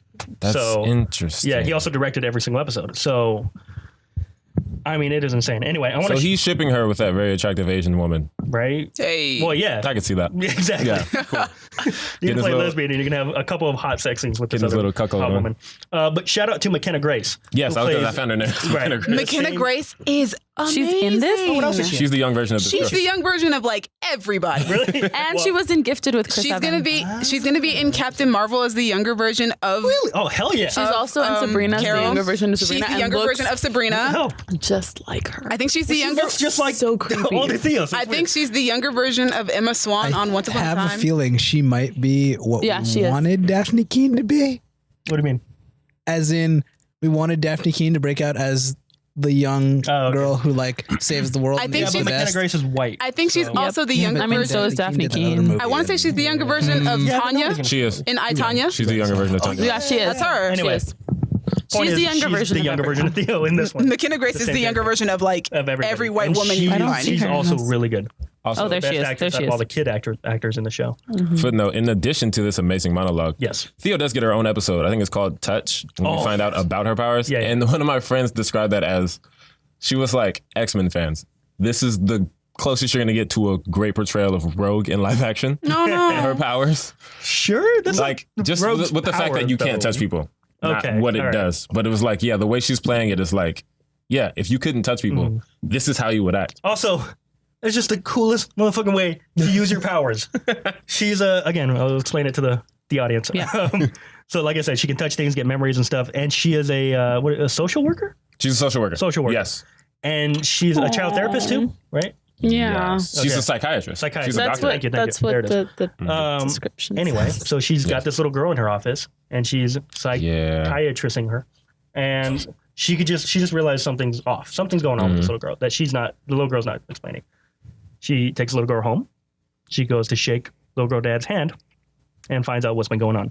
Boom. She goes down to the basement of this house. She's like, "Oh, can I just, as your child psychiatrist, let me just see, the basement where she likes to hang out. Maybe I can get some kind of, something off of that." Mhm. She goes down to the couch of this basement, touches the couch, immediately starts to cry because something's been going on that couch. She Fill can in the feel blanks. and Leaves the house, stares all the daggers Oh my at God. the dad I as thought she she was gonna punch leaves. him in the throat. Oh my God, she killed him with her eyes. Yeah. Like she just has evil eyes all of a sudden. Leaves, calls somebody on the phone and says, "Hey, I got another one. No, I don't have proof again, but have I ever been wrong? You know that you can trust me." And then the cops show up and take the husband away and find whatever evidence they find. That seems amazing. I was like, dude, And also, you're a superhero. it's part of the reason, since we're not going to talk about TV shows or haven't talked about TV shows on the Right, podcast, I feel like I can go on this slight tangent Yes. of why the show is so good is because that all starts kind of in the horror genre because the little girl thinks she's seeing a ghost. Oh, that's right. She's talking about like the smiley face man, and it sounds terrifying when she's telling the story. Right. And we find out how the little girl is actually processing her trauma. Yeah, it's not an actual she's ghost. making It's this just an imaginary ghost. friend. But like when But I she also says it, love I'm it like, oh because God, we have another ghost. There is to deal with. another kid who is seeing a ghost. Right, and I love that they. So just like, oh Play my about it. They God, play that, this yes. ghost sounds terrifying. Yeah, And you find out it's terrifying in a different way. But like that show, all the the show's awards. so good. Again, I came here for ghosts, and I left with like a greater appreciation of humanity. Wait, so is it a scary show? Yes, Absolutely. it's a horror Okay, show. then It's terrifying. fuck. But Whatever also, questions you're gonna it's ask about it, yes. heavy it's that. drama. Is it scary? Yes. Is it dramatic? Yes. Yes, it is one of Will the it best. make you cry? Yes. Will it make you scream? Yes. Because you can take all the ghosts out of the show, and it would still be one of the best shows on TV. Well, because this sounds like a But great also show, there's but I ghosts. can't handle that shit. Definitely. because- Exactly why I'm not watching it. Exactly. Yeah. Yep. That's why All Colin of noped you out of it here, after other what, than 2 Dallas and episodes? I, Colin? Two should not episodes. watch 2 that episodes. Then I'm not gonna. Yeah, definitely. You're good. But I do want to show you that scene after we're done here. Yeah, I want to see that scene. I would love to see that with Eric, but Yeah. I can't. Just So- so, chumpies. So we Look, should Gotta see there's you in all ghosts. things. we should move forward, guys. Colin, number Or I three. don't Number believe in ghosts, but sometimes I believe in ghosts. This is after Gaby gave a long monologue about how she's pretty sure her family is like tight with the ghosts. So, Yeah. Yeah, because they have all these weird things that happen with Okay. like what could be. But that's feared. not important. That's not important. We're going Moving to a podcast on, on. family culture later. Jesus Christ. La Llorona comes up. Number three. La Laura. So, my number 3 is Jordan Fisher. Elodie. My Because, like, Oh. How many of those you got, Demi? love. A lot. You know her. Demi has a lot of love in her heart for celebrities, and A lot of hate in her too. apparently. There's actually not as much Yeah. hate as there is for love. There's a lot in her heart. There's a lot in her heart. Jordan Fisher, what do you do this Jordan year? Fisher. Anyway, What did he Yeah, do? tell us what. Tell us what he did, Colin. he played Seahawk in She-Ra, and like he's That in sentence again. Seahawk and She-Ra. I know Yeah. it's great. Right. He's in. I think the 5th episode is where he shows up, and like the first 4 episodes of the show, it's like got 12 episodes. I was like, okay, this is cool. I like this. And then Jordan Fisher came up, and it was like, oh, never mind. This is amazing, and I need him to be in every scene. And he wasn't, and that's fine. But like, he's just so ridiculous and suave in a really stupid way. And also, he does sing on occasion, very rarely, but like, you cast a man who can sing, you let him sing. You know what I'm saying? So like, I agree with that statement entirely. absolutely. Jordan Fisher is also just incredibly talented. I've been a fan of his for a few years now He as is. well. Yeah. But like, I didn't realize he could be that funny because I've never seen him in much, you know? The only things that I've like really ever seen him in though are like Grease Live, which he was amazing in that. He was a standout on that. I love all of his music. Who did he play in that again? He, one of the greasers. He's the one who sings Those Magic Changes. And then he's also he was on a Disney Channel show called Liv and Maddie. That Dove Is that Cameron's. show not on anymore? No, it's been over for like a year now. Oh, okay. But it stars Dove Cameron, and he plays the love interest of one of Dove Cameron's characters. And I was like, I definitely shouldn't be watching Disney Channel shows anymore, but oh my gosh, I ship these two characters so hard. He and Dove are so good together, and like Jordan is just, ugh. When he got cast to play Philip in Hamilton, I was so proud. I was just like, I'm so glad that you're on Broadway and doing like Hamilton of all things. Like he picked up after Anthony Ramos. Like so good. Yeah, that's a difficult thing to do. Jordan Fisher did that? Yeah, Holy moly. he has and now he has an Alexander Hamilton tattoo. He's also a huge Kingdom Hearts nerd, so I love it. His first dog's name was Sora, and his current dog's name is Kyrie.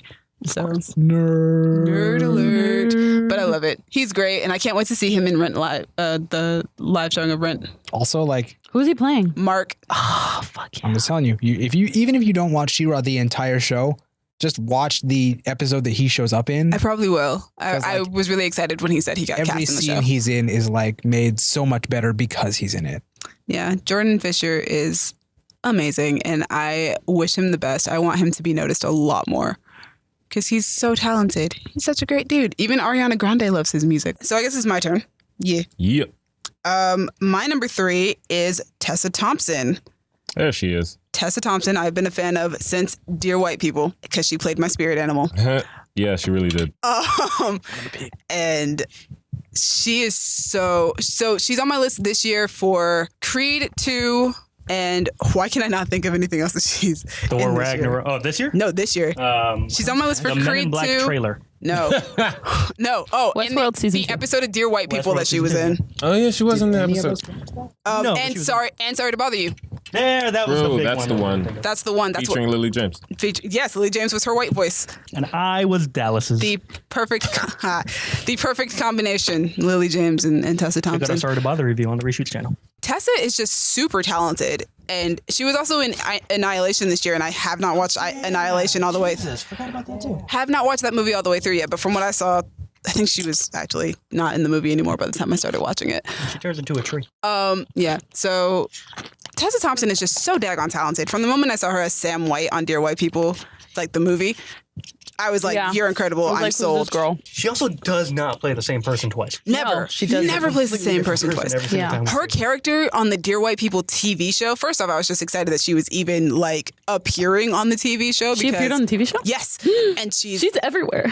phenomenal. She plays a conservative like TV anchor journalist type. Don't tell me She plays No, exactly. She no. plays the opposite of her character in the Yeah, she movie. plays the opposite of her character in the Like movie. I said, she doesn't play the same character But twice. the best part about that is, so if you've seen the movie and you've seen her play Sam White in that, and then you've watched the TV show, she actually acts opposite the girl who's playing Sam White on the show. Yeah. So to watch them go back and forth, and it was the most meta scene I have seen ever. All right, so in Thor 4, she's playing Korg. I hope so. Yes. And she's just, Yeah, man. she's so great. I love that conversation between the two of them because she's like, you're me. You're basically going to become me. I'm just you. I'm you, but like a few years in the future. And I was just like, this is too meta for me. I can't handle this. This is so great. Oh my gosh. Cause like for the most part, she's only on TV whenever we see her. And then when she pops up in the season finale, it was a lot. I died seeing her across from Logan Browning. And it was just so good. And then Creed 2, Bianca's just a great character. And Tessa Thompson across from The Michael same B. character twice. Tessa across from Michael B. Jordan, just everything about the They have Creed really films. great They're just chemistry. really great. And Tessa's And she just came out singing for him. Tessa is walkout also a song. fantastic singer, and in the Tessa, movie yeah, when he walks out. Tessa is one of those just really talented people, and she's also a great human being. So You can sing the praises about that human all day long. yes, I could. I don't know. I actually don't even know what else to say about Tessa Thompson other than just you guys should watch everything that she's ever been in ever because she's incredible. I agree. She is also Latina, so There it is. Look at that. she is indeed. She been nominated? Nope. Nope. Well, then she's irrelevant to this conversation. But she's amazing, and I would love to work with her one day. She's Me Did you- too. and sorry to bother you. She's also just Her earrings in that? yeah. She's really cool in that movie for a character who is somewhat eccentric, but also like very grounded in reality at the same time. For the most part. Yeah, Outside of that scene. yeah. Oh, but she was also. Naked. What was crazy, so I mentioned the IMDb lists earlier for Lily. Tessa was number 10 on their top stars of 2018 list, and she was number 3 on their breakout stars list for 2018. I was like, I don't know how she's a breakout, but I mean, That's weird that you can be a breakout after being in an MCU movie. Yeah. Wouldn't that be last year? She was breakout star. That's when you Exactly. broke it. But apparently not. So, but yeah, she's incredible. Dallas, number 3. Ryan Reynolds. Hey. Ryan Reynolds is my number 3 because Deadpool. every year he plays Deadpool, he's gonna be in the top 3 of my list. That's fair. Yeah, it's just, a lot of it is because, I love Deadpool so much, but also love Ryan Reynolds because he is Deadpool. Like, this man is that character. It's one of those he's born to play. Yeah, so it's like He you gave a can't- good performance. Yeah, that's the thing. It's Not like that he did it. as far as your acting goes, it's like for the most part you're just being you. Yeah. But I love it. There It's just like happened to be a character I out just there that love was watching made for you be you as a superhero shooting people. Right. And he had that scene where he's with Vanessa and the freaking song is playing. Wait, which scene song? The killed theatrical me. or the super duper? The acoustical. All right. The theatrical. That pissed me Take off on that Me? they- Yeah, Take On Me Take was on in the Me. theatrical. And they got Yeah. rid of it for the super duper Which is version. weird. And yeah, They got rid of it for the what? The super duper it's basically like the version. extended edition. Extended edition. That's the unrated one, Yeah, right? It is called the super duper cut. Yeah. What did they play Blu-ray. instead? Blu-ray. I don't know. I didn't watch that one. I think they just took the song out. I don't think there's a song. No, but would they it's do so that? Right? perfect. Doesn't make any sense. It hurts. Him and he There it and he and Morena Baccarin though just They have are great really good chemistry. together. If we did, or we'll do, a list for couples, they'd be on. We should do that. we didn't. That is But, such a good idea. Wait. Do David and Raphael count? No. Yes. Yes. Yes. Fight. Oh, sorry, they're number Okay, one. you said couples. You didn't say romantic couples. You did not say Right as romantic hell. couples. Get wrecked. Also, Romances count. had you said romantic couples, do David and Raphael? Yes, they do. Romantic plutonic love. No Romantic comment. platonic love. But yeah, Friendship. pretty much. What's wrong with you? What does that sound? Yeah. right? Continue, Ryan. I think, I love Ryan as an actor, but also, and I'm cheating a little bit, he also had a writing credit in Deadpool 2. And that goes into how much I loved him this year. Yeah, Because fine. I freaking love that movie. Not cheating. And We're not doing a writer's list, so you might as well. that's Yeah. true, right? Pimp it out. And wait, Colin's number we're one doing, would be you Aaron did characters Sorkin. already. Yeah. Yeah. You did Yeah. characters already. So yeah, you heard me say a bunch of stuff about Deadpool. So just, all that stuff, In the future past. also about Ryan Reynolds. Yeah. No one Gabby. knows what step away from Oh, her. it's my Stop turn. resisting. It's my turn. Even means yet. Okay, so my number 3 is Stephanie Beatriz, Yo, Who for plays- real though. Officer Rosa Diaz or Detective Rosa Diaz on Brooklyn Nine-Nine. Also came out with a movie this year that I feel like I should still see about like being a rape survivor. I have not heard of that. It's called In the Light of the Moon, I think. Ooh, I'll look it up. But It's called Moonlight, always sad. I know, Moonlight right? is sad for The some not Moon not cannot be not happy. the No, song never Moonlight happened, by Moonlight. XXX Tentacion. That's all. He's dead. All his songs are sad. Thus it is sad. Dang. Also, he's very depressing. He went He there. is. I Like love him. it. You should Make me know. I love depressing shit. I'll just like sit in a pool of my own depression. Anyway, Right. Wow. that's always the goal to get you to say goodness gracious, Gab. Okay, Gabby, continue to talk Anyway, about this actress. so there is an episode of Brooklyn Nine-Nine where Rosa Diaz comes out to her family and her father. So Rosa Diaz is like this badass cop lady or detective lady, and she doesn't take shit from anybody, and she's super scary. And her father is played obviously by Danny Trejo. Obviously. And come on, who else That's what would you They did the pick? same thing on The Flash. You want the scary Latino father, you cast Danny Trejo. Yeah, they did that to him too. They did it It's too. Funny, perfect. 'cause I had not- And then I did Amy not know that. Santiago's dad. Amy Santiago's dad is played by Jimmy Smits, which I thought was perfect too. Anyway, that's not the point. The point is we're talking about Cisco's Stephanie right now. girlfriend's dead. So, The speech, the cop, the interdimensional cop Yep. chick. All right. what are we talking about? Interdimensional cop chicks. Gypsy. Okay. Anyway, so the thing about Stephanie's performance on Brooklyn Nine-Nine is she is nothing like Rosa Diaz. She's kind of like a cheery valley girl, and Rosa Diaz is like a low. She has like a low kind Honestly, of like just intimidating hearing the voice. difference between their voices is terrifying. I know, because she's like, oh my god, like she talks like I do. Ding. No, I know, but like you don't realize how impressive it is because she's a relatively unknown actress, right? This is like her first big role, so she's not really on talk shows and stuff. She hasn't really been seen seen in other things. So when you see her on screen, you assume that's what she's probably like. But then, also, I want to say this before I forget. Yeah. She and Melissa Fumero are going to be on One Day at a Time in the next season. I know. I'm really excited. So, like, you need to watch it, is what I'm saying. Yeah. Anyway, keep going. Oh, God. Okay. She's nothing like Rosa Diaz. So then when you watch Rosa Diaz in an emotional scene, there's even more layers. Those? Yes, she does. That's what that episode was. It was great. Or like anytime Rosa Diaz looks any vulnerable in any kind of way, there's more weight to it just because of how much of a badass she normally is. But like the episode with Danny Trejo was just like, was so good. She deserved all the award noms she got for that. And I just want to see her succeed and do great things. Go check out his restaurant. Yeah, we should. Actually, Right there by the Playhouse. What? Yeah. There's one in Pasadena. Yeah, there's Yeah, I think they just opened. Yeah. it opened a little while ago. It's been there for So a we bit. should go to Across from my favorite statue in We're not the gonna whole city. go today. Okay. These two have to work. Anyway, so she's just really good, and I really like her, and I really like that I get to see two very different Latinas, like I said, on that show, because it's incredibly rare to see two Latinas on a television program that aren't related to each other This is true. and that are so different. Next. Jesse, number 2. I'm seeing nerdy Latinos. They're not Latinas. Well, I mean, there was Ugly Betty, but It was ugly, but not. She wasn't what Amy Santiago is. I mean, nerds come in all sorts of forms. No, I know, which is what I love about it. I really, That's really why we're fighting love for Melissa Fumero. representation so that we can finally be all the different types of people. Exactly. I just really appreciate it. We want to be everything too, guys. yeah. Can I be courageous? We want to be at least half of a superhero. Exactly. Blind Spider-Man. More than a Can't even half do of a that. superhero. I'm glad that Dallas gone. Can I be courageous? Oh, man. All right. So you're number 2, My Jesse? number 2. Okay, so here's the thing. I Da-da-da. really wanted to put Emily Blunt on this list somewhere. But my rule, if I only saw you in one awesome thing, in this case, A Quiet Place would have been that awesome thing. You don't get to be on my list. She was delightful in And Mary yesterday Poppins. I was going through my list and I realized that I didn't see Mary Poppins. So you're only Yet. in one thing.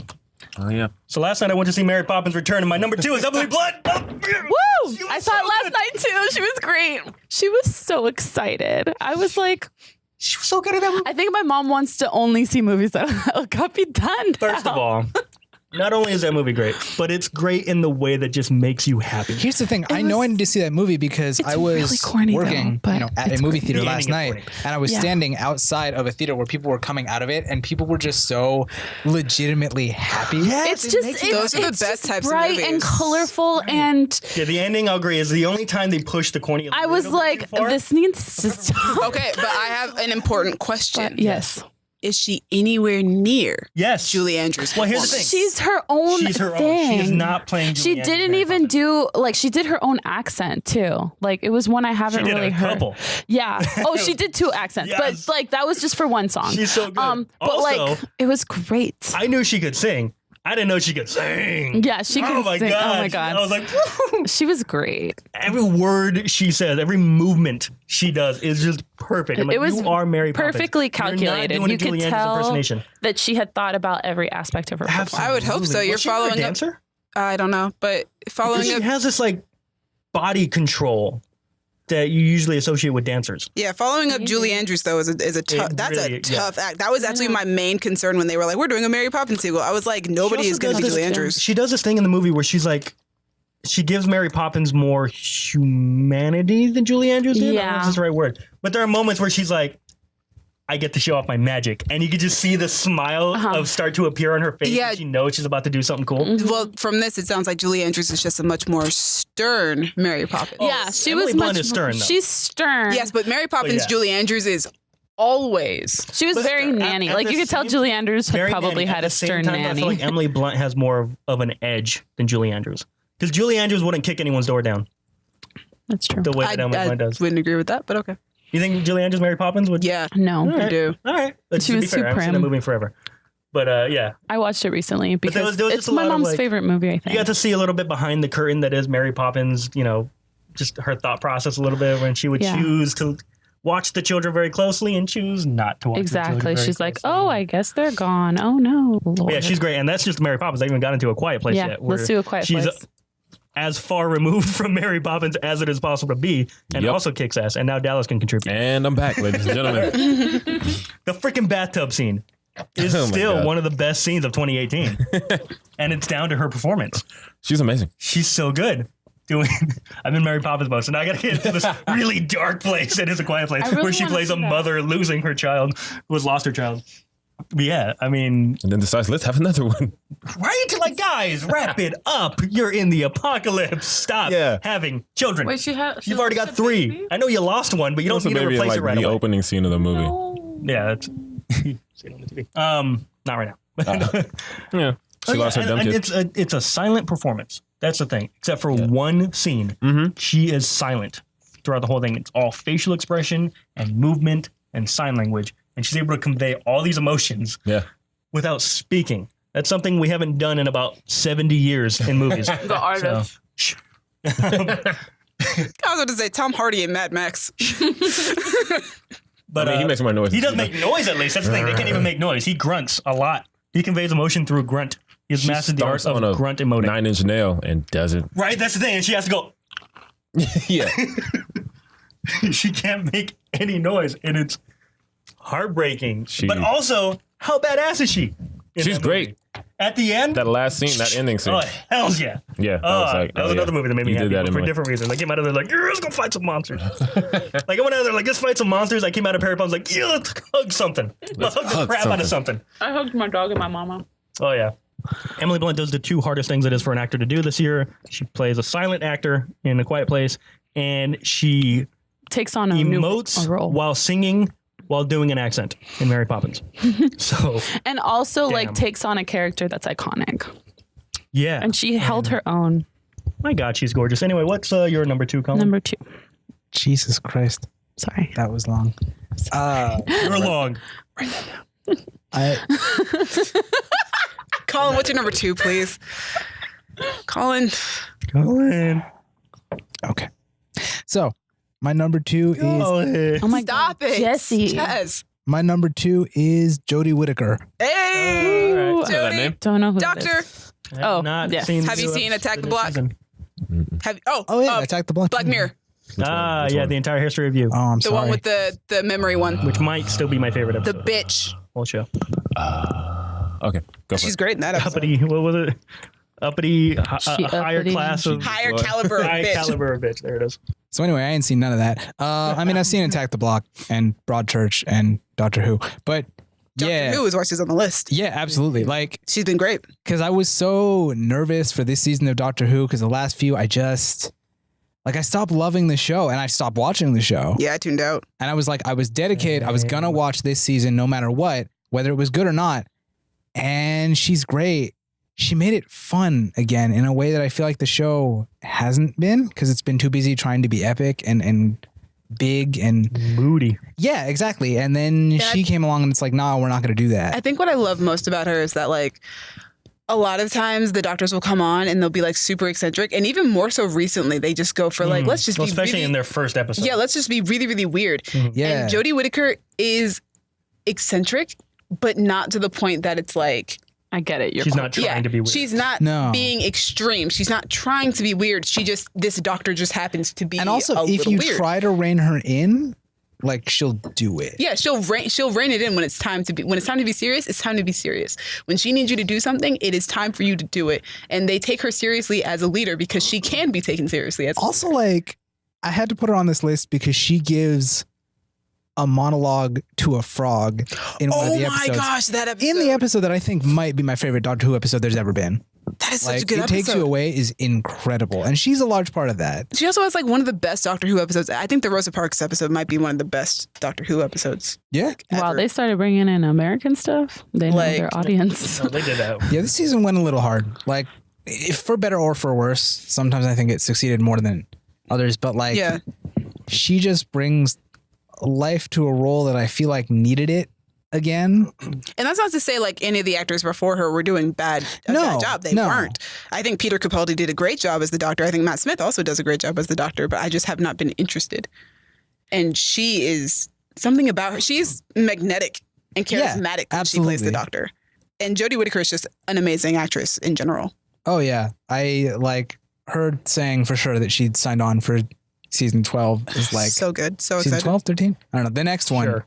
is like the best news. I still have to watch the finale, but like, yeah, she's great, and she does a good job of holding the show up. Especially like she's got great supporting cast with her too. She really does, to follow along with her, but she is in total control of this character. She totally just has a grasp on how her doctor is and what it is about her doctor that makes her so appealing. She's so good. Yeah, I fell off of the Doctor Who train about the same time you guys did. I have not gone back on it. You got it. You should. She's I so never good. went on the train to begin with. You can start with her. You don't need to know literally anything. Oh, okay. Yeah, She's that's an the great alien. part. Yeah, That's all you got to know. She has a magic wand that she can basically do whatever she wants. Dude, Excuse you, the sir, that is scene- a screwdriver. The scene of sonic her screwdriver. building. It's Oh, not. you know things. It's not I really know a some screwdriver. things. I've seen like never some been a David screwdriver. Tennant, and I saw some Matt Smith, but Yeah, no. The scene of her building her screwdriver this season, so awesome. I loved it. We never see how the screwdrivers get made. and I know like the River Phoenix timeline. Is that her name? River Phoenix is not in that show. Sorry, River not Song. River Song. River Phoenix died Sorry. a long time ago. when Oh, Johnny Depp rest killed in him. peace. The River Song timeline. One of Yeah, I know my the- least I don't favorite know the River River Song Song. timeline, and I watched the show. Like the whole River Song thing with Amy Pond and stuff. Yeah, that was one of my least favorite things about Doctor Who. But anyway, Spoilers. so that being said, my number 2 is Michael B. Jordan. Skip. I knew you were going to do Oh. that. However, Well, I just that answers that question. yep. Oh yeah, you skipped. I mean, this is my turn. Yeah, there's only My one number option. 2 is Shamik Moore. Hey. Hey. Moore, he You lost- rearranged that. I did. He was my number 1 until about 20 minutes ago. I've been switching up my like 1 through 4 the whole time we've been talking. Shamik Moore. Loved him is- since Dope. Yes, he was so good. great and dope. I related to his character so much in Dope. I thought you said you were related to his character, and I was about to be like, what? She was related to him so much. I related to that So character much. so much. And dope. Him and Sam White. Just, Yeah, that's you. That's you in the- high school and then you in college. But Two very different Demis. I wouldn't know. he's also a little bit more highly ambitious than I am in Dope, though. Fair. He's also like a 22-year-old playing a high schooler. Shamik is amazing as Miles Morales. That's what we're getting at here. Yeah. Just like the fact that this 23 to 25-year-old man can perfectly channel a young teenage boy getting superpowers and like trying to Imagine a handle it. 20-something-year-old playing a teenager. What has this world come to? I mean, if you look like Tom Holland, True. whatever. You But- can always play. Tom Holland was also like born to play You Spider-Man. look like Tom Holland. Shamik is amazing. Shamik is dope. Shamik is spectacular. Shamik is other Spider-Man adjectives. It's dope. I know dope's not one of them. Shut up. No, but The Dope was based off Yes, of I his got movie. So Yeah, it's just The dope Spider-Man. the dope. That's what this one should have been called. Like, also really good in the Get Down. true. I wish that would have come out this year. Yeah. Well, Oh well, he's already number 2 on the list. He can't get much higher. got canceled. So Don't remind him. Speaking of crying noises, We established that what Kate Siegel did was beyond the realm of crying noises. true. anyway, Shamik. You know, this is a movie. I wouldn't say that I was close to crying when Cottonmouth, Mahershala Ali, Prowler, Aaron Davis, Uncle Aaron. I love the Cottonmouth, tracking. Mahershala. When Aaron got popped. 6 degrees of immersion. But like, just his performance of like grief, and then every emotion that Shamik has to give just with his voice. Like, you gotta let me make Kingpin pay. From that to just being smooth later, like when he learns how to use his powers, and like Oh, now God. he's Hey. cool, Miles. Yeah, Was it cool though? Would we call him cool? Yes. later. Not like all right. when he's talking to Gwanda. Yeah, but even the That Kingpin- wasn't cool. All right, fine. He's talking about Yeah, when he does it at the end. No, I'm talking about when he's holding Peter and he's like, "You gotta go, man." Oh, Yeah. yeah, Yeah. there it is. All right. When he becomes, the Peter. in When the he situation. finally becomes Spider-Man. Exactly, when he's actually Spider-Man. Everything leading up to that is like, even the scenes that on their own should kind of bother me. Like, because some of the stuff in Spider-Verse, like the slapstick stuff when he's like attached to Peter and going through the Okay. city, it's like, it feels like it could go on a little too long. Okay. And then the scene where he's getting stuck to everything and he's like on the walls and I all felt that way when I was watching that scene in Venom. Oh, little long. the chase. Doesn't matter. But Shamik's performance throughout it just keeps me like, I'm not tired of it because of Shamik's performance. And it's just, Like in the way that whole scene ends, where it's like, "Hey, could you guys like go around?" Yes. Okay. Thanks, New York. It's just like he's so good. Okay. He's so good. Yeah, I said this in the Spider-Verse review. He's so Yeah. good as Miles that when everybody else was talking about how good the Miles in the Spider-Man PS4 game was, I was the one guy who was like, "No, he's not. It's not my He's Miles. not that good." Because Why he's not does my Miles. Why would- Shamik Moore being so good 'Cause mean there can the be other only one one needs there can talent. be only one. Because there can be only one. No, because I was watching the PS4 version before. Or I'm sorry, after seeing him in Spider-Verse, and to me it was just like, you're just not on par with what I want. Yeah, He's like, you're good, but Good, you're not. You're not that good. Not. I was that guy though. I acknowledge that that's not a fair thing to say to anybody. Yeah. That's definitely not a fair thing to say to anybody. I was definitely being that fan. Yeah, but Hashtag not my Miles. I'd probably be that fan for Shamik because he's great. Yeah. Gabby, I just say you're we've number always met. you're number 2. Gabby. My number 2 is Chris Evans, actually. Hey. Because so I went Specifically his beard. but a little bit. Not for Infinity No, War, right? not for Infinity War. So earlier this year, I went to New York. I guess we'll count the Broadway play. Thanks, New York. Well, no, you don't understand. Oh, well, if we could do that. We did. Hold on. We did specifically say movies and TV. We did. Oh well, Yeah, he's we my number did. 2 Because there because are of video this game play. actors I'm not putting on this list. Pretend this for Infinity War and talk about the play. Okay, Right, This is for exactly. Infinity War specifically is beer, but I went to New York to see this play.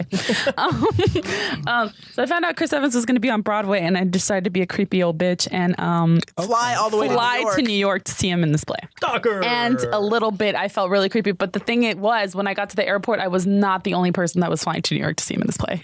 So I felt way better. Like, to be fair, it's one thing to go, I'm going to New York to see this play. It's another thing to be like, Chris Evans is in this play, so I'm going to go see him in it. Yeah. Well, also, I was on a deadline. I thought he was going to be there for a while because you know how Broadway plays usually go on for a long time. So I was like, oh, he's going to be on there for like 6 months. And then it was like, this play is only for 2.5 months. And I was like, ah! And I was like, I bought the ticket now. Let's go. Let's get out there. And I got to the airport and there was like 15 other people with Captain America things on them. And I was like, oh, thank God I'm not the creepy one. The only creepy one. There you go. Good correction. I was like, I'm not the only creepy one. These people are going to go do the same thing that I'm doing. So then I get there, and so I knew he was going to play someone that was not cool in this play. I did not expect Not to cool, bro. hate his guts. And all I have to say is Chris Evans was robbed. He should have been nominated for a Tony for this. I know they didn't nominate him because he was barely in the play, but the moments that he was there, I fucking hated him. And it's a lot to get me to hate Chris Evans. So I just want to say to him, like, did a great job, bro. You were robbed. And I'm sorry I was creepy and flew out to see you. All right. But I'm sorry, that was creepy. Goodness. it was Yeah, the putting creepiest that thing out I've on the ever internet. done. We don't have to put these things out on the internet, guys. You don't have to say them. That's true. Do it. I mean, you could cut around this if you want. Do it. But Do that thing. basically, I did not expect to feel that way about this play. I thought I was just going to go see a play and be like, okay, this is cool. Let me go get Chris Evans autographs and peace out of here. But instead, I saw something that was like really timely because it was about like sexual harassment in the workplace a little bit. And his character was just like a philandering asshole. And I was like, wow, like I'm impressed. So yeah, that's my Number one, That's my number Scott. two. Number one. Number one, Michael B. Jordan, because between Adonis Creed and Eric Yes, Stevens, aka Killmonger, Stevens. In Jadaka. yeah, he should be on this list. Also, you mentioned Kin. He's in that movie. He is. Spoiler alert. He does. Shows up for a minute. Best plot twist of that entire movie. That was so random. Kin. though. Kin. Kin. They're literally saying K-I-N. the name at you. That's the name Moving of the movie. on. All right. Jesse, so, talk about Michael B. Jordan. I will talk about Michael B. Jordan. I want to talk about Michael B. Jordan he's too because awesome. he was my number 2. I've been in love with this guy since I first saw him in Chronicle because I did not watch The Wire. Literally, yes. Right? Yeah, He was so good in Chronicle. me and Jesse both. so sweet in The Wire. I just wanted to. That's what everybody says, but I never Me and watched it. Jesse saw Chronicle together and came out of that movie Oh, and and who we're was like, that guy? he's the best. Like, well, him and Dane DeHaan. See, Dane DeHaan didn't get me the way he got everyone else. I was like, oh, that guy was really good. I didn't see him like. But oh, Michael B. you can go Jordan be a was star. the one that we were Michael like, B. Jordan dude, was like, he's dude. amazing. And I still, to this day, I still want to say every time I do something particularly cool, I'm like, Steve Montgomery for president. He's so good. But yeah, Creed 2 and like for him to start the year with Black Panther and then end the year with Creed 2, like those are some good bookends to a year, Definitely. man. Like, here's the thing: is that by the time we got to Creed 2, I already knew he is an awesome Adonis Creed. He's good at this role. He can do it. So when he did it, I was like, yeah, But they I'm rake so happy. they and not at rake all surprised. Adonis through the mud in this Definitely. movie. They bring him lower. Sometimes literally. Yeah. Yeah. They bring him lower than low in this movie. And he's just so good in it. And he takes Adonis to a place that he didn't get to take Adonis in the first movie. Well, I heard a great review for Creed 2. Somebody said, if you want to call Creed your favorite Rocky movie, that's fine because it's still kind of a Rocky movie. Creed 2 is not a Rocky movie. It is not. It is an Adonis Creed movie. Adonis. And I was like, yeah, that's a good point. But to play a villain in a Marvel movie. And to be one of the best villains. Historically, not great for the actors playing the Marvel villains. If not the best one. He might be the best one. Well, I don't mean for Marvel movies. I mean just in general, one of the best villains on screen in a comic book movie. For sure. Like the only person who might outdo him might be Heath Ledger. Yep, that's it. Like maybe Loki in the Avengers, but not really. His motivations were the same. That argument is valid, I think. I would say Michael B. Jordan in one movie does better than Tom Hiddleston. And to the point where I do can genuinely consider it a flaw in the movie that he dies. Yeah. I don't think that should have happened. Remember, at the beginning of the year, I had been saying, I don't want them to kill any of the Marvel villains this year. All the Marvel villains should live this time. Yeah. We should get them to live. And then they killed Killmonger. And I was almost crying in the theater. Also a great death. It's a great death. It's a fantastic. And his freaking final line, I was like, bury me in the sea. So it's a little wordy, but yes, it's a good one. It's a lot of wordy. It's a lot of wordy. That quote went around the internet that was like for the longest. I want you to say this thing in like less words, though. Can you just make it more t-shirt friendly? He's just whatever. I would still wear a t-shirt that has that whole line on paragraph. It. My brother, who people say for people he bury does me a little in bit. the ocean with my ancestors who jumped from the ships because they knew that death was better than bondage. Yes. Yeah, for my brother, my younger brother, a lot of people think that he looks like Michael B. Jordan. He does a little bit. So my mom, for his birthday this year, bought him a T-shirt that says "Killmonger was right" with the picture of Killmonger on it. And now people are like, "Are you Michael B? Are you?" Well, he's been saying that since Fantastic Four. He'll just go around and be like, "Yeah, this is my movie." He does that. That's like his joke. But yeah, Michael B. Jordan just 4 years has just been an incredible actor, and more, just every year he comes out with something that just showcases how fantastic he is. He was number 5 on IMDb's breakout stars. He is on his way to being the biggest star in Hollywood. He's on the cusp of being that guy. He's on the cusp of like super A-list. He's superstardom, going down in history. And also like this year he was also in Fahrenheit 451 this year. Yeah, he was. Which I still have not seen, but I really want to. I saw it on a plane coming back from somewhere, and I thought it was all right. He's a great actor, though. Yeah, he was great in it. Even if that movie didn't do much for me, every time he's on screen, I'm more interested. Yeah, because he's just great. He also had a really good, like with his production company. I don't know if he's. Yeah, he does. And one of the biggest things about his production company this year was that they've made it it's a requirement that they have to do the inclusion writer contract for all of their films, which is super good. Can you explain what that is? So the inclusion writer contract means that like the entire film, the cast, the crew, they make the effort to make sure that it is inclusive to all ethnicities, genders, all sorts of things like that. And it became a really big deal after the Oscars last year. Frances McDormand. Yeah, Frances McDormand mentioned it. And I think like a couple months later, Michael B. Jordan was the first, his production company was the first production company to make it mandatory for every single one of their films to have the inclusion writer on there. So that's like a big deal in Hollywood right now. It's something that they're trying to put forth. He's doing so much. He's starting to do directing stuff. Like I think he's directed like a couple of commercials that he's got sponsorships for. Yeah. So he's trying to get into like the directing, like. Which is funny because it's something Johnny Storm would do. So yeah, like Michael B. Jordan is just an amazing person. Yeah, Michael B. Jordan for president. I don't know about all that. Just, Michael B. Jordan for an Oscar would be nice because he might get it. He deserved one for Creed. I think he's going to get the nomination. He should have gotten the nomination for the first Creed. Yeah, no, I'm talking about for Killmonger. I was talking about for Killmonger. I think. Oh yeah, Disney's pushing it super hard now, and they have the money to do it. Everybody does love the movie, and he is getting nominated for other things in the award season. And also, I think the Academy is going to give Black Panther a lot of nominations just because they want to look good this year. Pity nom? Honestly, Yeah, but he deserves it. PR nom. I don't care, like because they deserve that's it. better. But PR nom. But to be fair, he deserves it though. I agree. He deserves it for that role. He is probably the most. I don't think he has a chance of winning. He brought like a huge amount of depth to that movie. He is probably the most intriguing character in that movie. Yeah, definitely. Also, that "Hey Auntie" line was just "Hey Auntie." Yes, also, he inspired my favorite line in Black Panther, which is the one line where Chadwick Boseman goes. I should have brought this up during the Chadwick Boseman segment, but where he goes full Mexican with his accent for one line. He's like, "You want us to become just like the people you hate so much." I love that line. We know. Oh my gosh, Colin, what is your number one? What is your number one? Why do we put up with him? I don't know. Colin, what's your This number was one? technically his idea. Because we love him. Well, Tell us your number one. Number one, please. Colin. so my number one is a threefer, if that makes sense. How? Because it is. Shit came Who from are a they? bowl. Who are they? This girl got somebody from a play. We don't have any Shit also rules came from a anymore. bowl. You bullshit. Anyway, Chloe Grace Moretz, Sasha Lane, and Forrest Goodluck from The Miseducation of Cameron Post. I've never seen it, so I Because can't. in an hour and a half movie, I fell in love with those characters I so do know Grace fast Moretz is awesome. and so hard. And like Sasha Lane is the only reason I care about Hellboy. Like, David Harbour's cool, but I need to see that movie to see her in it David Harbour because is cool. she's incredible. Like, I always find it interesting when actors are playing quote unquote real people. Like, there's nothing fantastical about it. But like, Does she play a real person, as in based on a true story? no, I mean, No, he meant I don't like think just so. like a but like, I mean, everyday. in terms of like, there's Realistic, no, it's not a superhero. There's nothing fantastical about it. It's just a person going through a situation that So any like a French person movie. could go through in this world. Gotcha.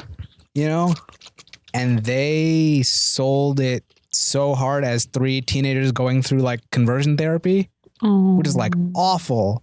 The way they bonded with each other and their efforts to like survive it, they all did that so well. And I'm like really excited to see what any of them do in the future, because I fell in love with those characters so hard that it's like the kind of thing where I know this movie is not going to have a sequel because it doesn't need one.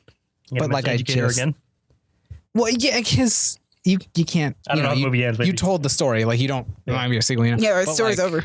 Oh, I want to know more about those characters, and I want to know that they ended up okay, because it kind of ends in an ambiguous way where you don't really know what their lives are going to be like, and I want to know because the performances were so good. If you haven't seen that movie, I would highly recommend it, because also again, it's only like an hour and a half, so it's Sounds pretty like a easy to heavy get movie. through. Surprisingly, no. Like, it is, but a lot of it is them realizing that this is the situation that we're in and it sucks, but we're going to try to make the best of it. Kind of like that book I read called Small Steps. Oh my about a little God. girl with polio. Stop it. We're going to move forward. But yeah, Is that all that's you got to say, Colin? No. my number one, because I can't really pull them apart and say like one of them was better than the other two, because it's their dynamic as a trio that makes it so good. Got it. All right, so that was Colin's number one, and number one. Yes. Me, what is your number one? My number one is Hannah John-Kamen. Oh, yeah. Hannah John-Kamen, I've been a fan of hers since Killjoys. 2015 when Killjoy started. It's a fantastic show. But 2018 was her freaking year for anybody who was a fan of hers.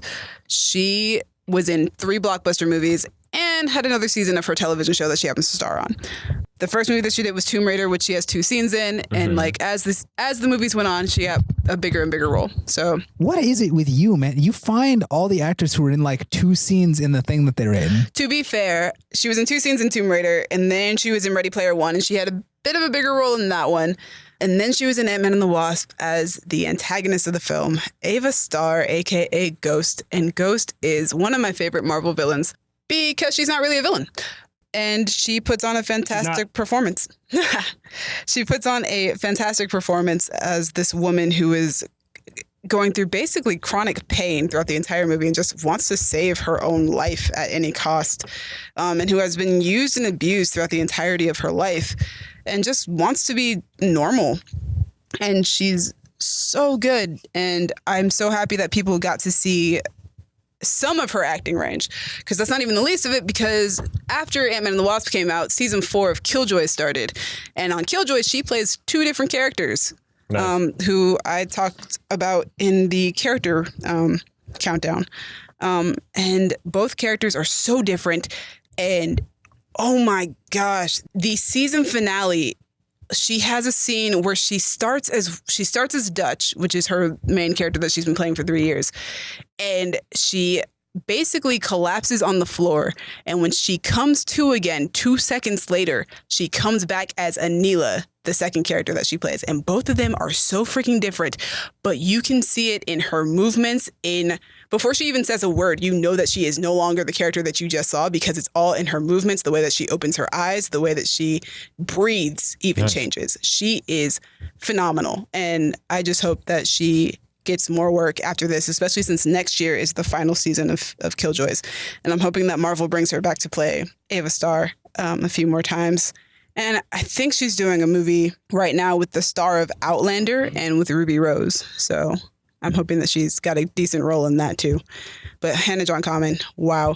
Also number 2 on IMDb's breakout stars list and number 8 on their top stars list of 2018. So Nice. Number 1. Nice. On which one? Both. Breakout stars list. Somebody who I've never heard of. What's her name? Hasn't quite broken out yet then. If Demi's not heard of you, you haven't acted. She was also on a show that I've also never seen, so I can't really comment. Are these lists that someone made on IMDb, or are they that? So the website actually IMDb made? lists are these are based. IMDb's list is based off of the number of times people went to look them up. Oh, that's interesting. It's based on like their star meter. So the number of times that they were looked up all year, which is how they based. So Most there's of the time one they were like person Google who's all year. really I wanna know who the fan of number one. Say what? Most of the time that like they were searched for on their website. Yeah, on That's how they IMDb. get the break- Yeah, it's the number of breakout times like their names How were do clicked on and I they were look searched at for. That's interesting. Yeah, so Interesting. it's at least got math. There's some sort of mathematics behind it at the Yeah, very yeah. least. Yeah, No it's big not like deal they about it. randomly it's a little chose people. child. Yeah, it's So a it's like a teenage. garden. Oh, it's because it's a kid. And other like I think Just see how the kid on his list. you can Who's put not on kids that? on your list. Who is not on that list? I also had an honorable mention. she was in the Another kid. Lobster. She was in Hannah. What? Yeah, I don't know who this person She is, was but she got number 1, and it was funny because on Twitter The people were end like, of the "Hannah should have fucking- gotten number 1." She was the girl in that Netflix show. Which The one? end of the The main world. one. Yeah. Oh. Did not enjoy that show, but hey, Oh, she's I guess not she a was little good. girl. She's like 17. It's funny. It sounds like she's in a bunch of stuff that came out last year, and then people looked her up this year. I Right. think got End of breakouts. the Effing World was this year. That Yeah, it was was. this year. Okay, it says 2017, but I guess it's like still going this year. Oh, did it come out last Wasn't it year? only one That's what it season? says. It's only been one season so far. There will be another one, but I don't know. Wait. Also, the lobster was definitely last Why year, is right? John Yeah, Krasinski if not on this 2016. list? Because he's It dope. was a quiet place. Dallas, He was almost on there too for a quiet place. you're number 1, sir. David Diggs. Hey. The man who should be nominated for Best Actor Yes. and will Definitely not be. And I'm Yep. super bummed. In a movie that should be nominated I'm in. so bitter. For definitely Best won't be. Picture and will not be. If they shock us with that nomination, though, I will be Dude. incredibly happy. No, didn't get nom for Golden Globes, not making Oscars. Yeah. So nobody knows Hey, that movie exists. Gabby, miracles stop happen. eating into the mic. You do that a lot. You keep eating into the mic. Like literally, it's making noise. I can see it's making visual sound. on the Seeing wavelength. sounds like Dallas, the NERD album. so David Diggs. Oh yeah, David Diggs. Oh, yeah, He's that guy. College. So I'm kind of upset because of the way that I like ended up rearranging my things, and then when you guys got to me, I had to say the person who was at that spot when I said it because I didn't want to split up Ralph and David David. that much. I Well, wanted them to you be like did. 1 and 2. Shut up. You made it difficult. Oh my god, I hate all of you except for Colin, Demi, and Gabby. Thank you. Speaking of Colin, Oh yeah, Colin. His name's Colin. David. I'm trying. I'm trying, man. He's also did the same thing that Ralph did in a way that he was hilarious when he needed to be funny, and he was so not funny when it came to the drama. and unlike Ralph, he is the star of the movie. Not, I mean, Ralph is Yeah, Ralph's but he is the basically. lead. He's the 1-2 lead. punch. He holds Yes. the movie. He's He the is one the that we're following throughout the Right. movie. And He's in every scene. yeah, even the scene that is my favorite Ralph scene when he's rapping in the courthourhouse. David is in that scene Yes. acting his own ass off, like at the Ugh, the bullets coming out of his mouth. Yep. and he's like screaming like, "No, stop!" And it's like Well, he's not screaming anything. He's trying to scream. In the at a dream. certain point, like at the end, he starts. Nah. Yeah, but what really did it for me was that last scene Oh my gosh. because That's my favorite scene in the That movie. should be, again, that's why he should be nominated. That should Yeah. be on That the reel. is the scene. oh wait, That sorry. should be the reel that they show. I'm going the Oscars. to get to that. There's a scene right before when he's actually arguing with Ralph. That's also a scene that he should be And- nominated for. That one is like you kind of feel it like Raph is not holding it back is the wrong term, but like Raph is kind of like he's hindering him throughout the movie. Like he's Definitely. making decisions that will not benefit them. And Val warns him And too. David is trying to like he's my best friend, but like at the end it just all lets out in this like angry And they're both amazing in that scene. I think I'm doing the same And ignorant shit. It's funny because when that you scene do. starts, and again, I'm really trying not to talk about the movie. I just want to talk about the performances. Yeah, we reviewed it for like half an hour. You Well, can see also, we're also going to be talking about it again later or before. True. We did already. I don't did. know. We Time. did already. Time is a constant. We definitely did already. it. Yeah. But I remember when he first starts rapping, I was like, "What the hell?" Like, I was literally about to be like, "Oh, this movie was great." Oh, wait, you're talking about the Kicked end me out scene? of it. The end scene. I'm sorry. Okay, wait, we're not there yet. We're still at the argument. That I'm argument. sorry. It's okay. Time is a construct. So, Time is a construct. but like when he gets to the Never getting point, out of here. when he gets to the point, We've always been in this room. Stop it. we've already left. When he gets to the point where he's like, "You are the nigga that they're out here looking for," and like the way he says it is just like yelling, and it's like. I'm so glad to see the interview where he says like we've never had that argument. Right, And I was yeah, like, same. my heart would be broken if that was They a said real it's, thing. Such a almost biographical movie, but not quite. But like that was not something. But to the point that Jesse was making about the rapping, finish what Ugh. you were saying. All right. So as I was saying, Yes. when he started rapping, I was like, "This is so stupid. I thought this was supposed to be a serious scene, and now we're breaking out into a musical number. What the hell's going on here?" It was literally. I was at the point where I was about to get as pissed off as I got at King Louis in the Jungle Book. Oh god. Where I'm like, "How are you just gonna start making this movie into a musical?" Yeah. Right now. this far into the movie. But no, that scene's amazing, and it makes complete sense from a character perspective. The movie been storytelling doing that all- perspective, But I also think- that is how he expresses himself. But they built up to it very well too, Right. because this isn't the first time that we've heard him rap in the movie. Definitely. He does it sporadically throughout the film so that he prepares you. I think David even said that he purposely put those in there to prepare audiences for when we get to this There's ending. specifically two scenes. There's one at the very beginning where he's just doing it for fun with Miles, And then there's the one inside the house. where he's using it to express himself, his feelings, his thoughts. Yeah. That's how it comes out. But also in a way that like you could see it being done for fun because this is what they do. Like when they're together, Yeah. they start rapping and it's like, but this last one, I kind of see what you mean because it felt kind of surreal in a way that like in like diegetically, are you rapping to this man? Or like, are we like, Nah, he for sure it's is. just like a narrative Yeah, thing that's the because thing. he does say like, you know, they like to bounce to it or whatever. Yeah. But like, That's the thing is, I don't think they do. It's not a musical because no moment. one reacts to it in a way that, are you rapping don't- right now? no, No, even I the feel like cop he is. kind of looks at him It kinda kind of looks at him confused. weird, like you're. but I mean, the he's cop was also- looking at him like that the whole Well, time. no, but he's frightened. And then Yeah. when he starts rapping, he's frightened, but he's confused. also like, What? Oh, you're crazy. yeah. Like, just rapping at Right. me. But like Yeah. what I wanted to say about that, and this is my final point since we've talked about the movie, Yeah. is that it's one thing to act that well, and it's one thing to rap that well, but to do them both at the same time is like, Kind of like Emily Blunt. I sent that scene to a friend of mine who was just like determined that she doesn't want to see that movie just because it's too heavy it's too heavy of its subject matter. But I completely get. I sent that scene to her, and she was like, "I have no idea what's happening here, but oh my gosh, it's amazing." Yeah, I'm it's like, yes. he Again, is- that's why I was like, this should have been just the standalone scene that they sent to the Academy. Like, guys, Yeah.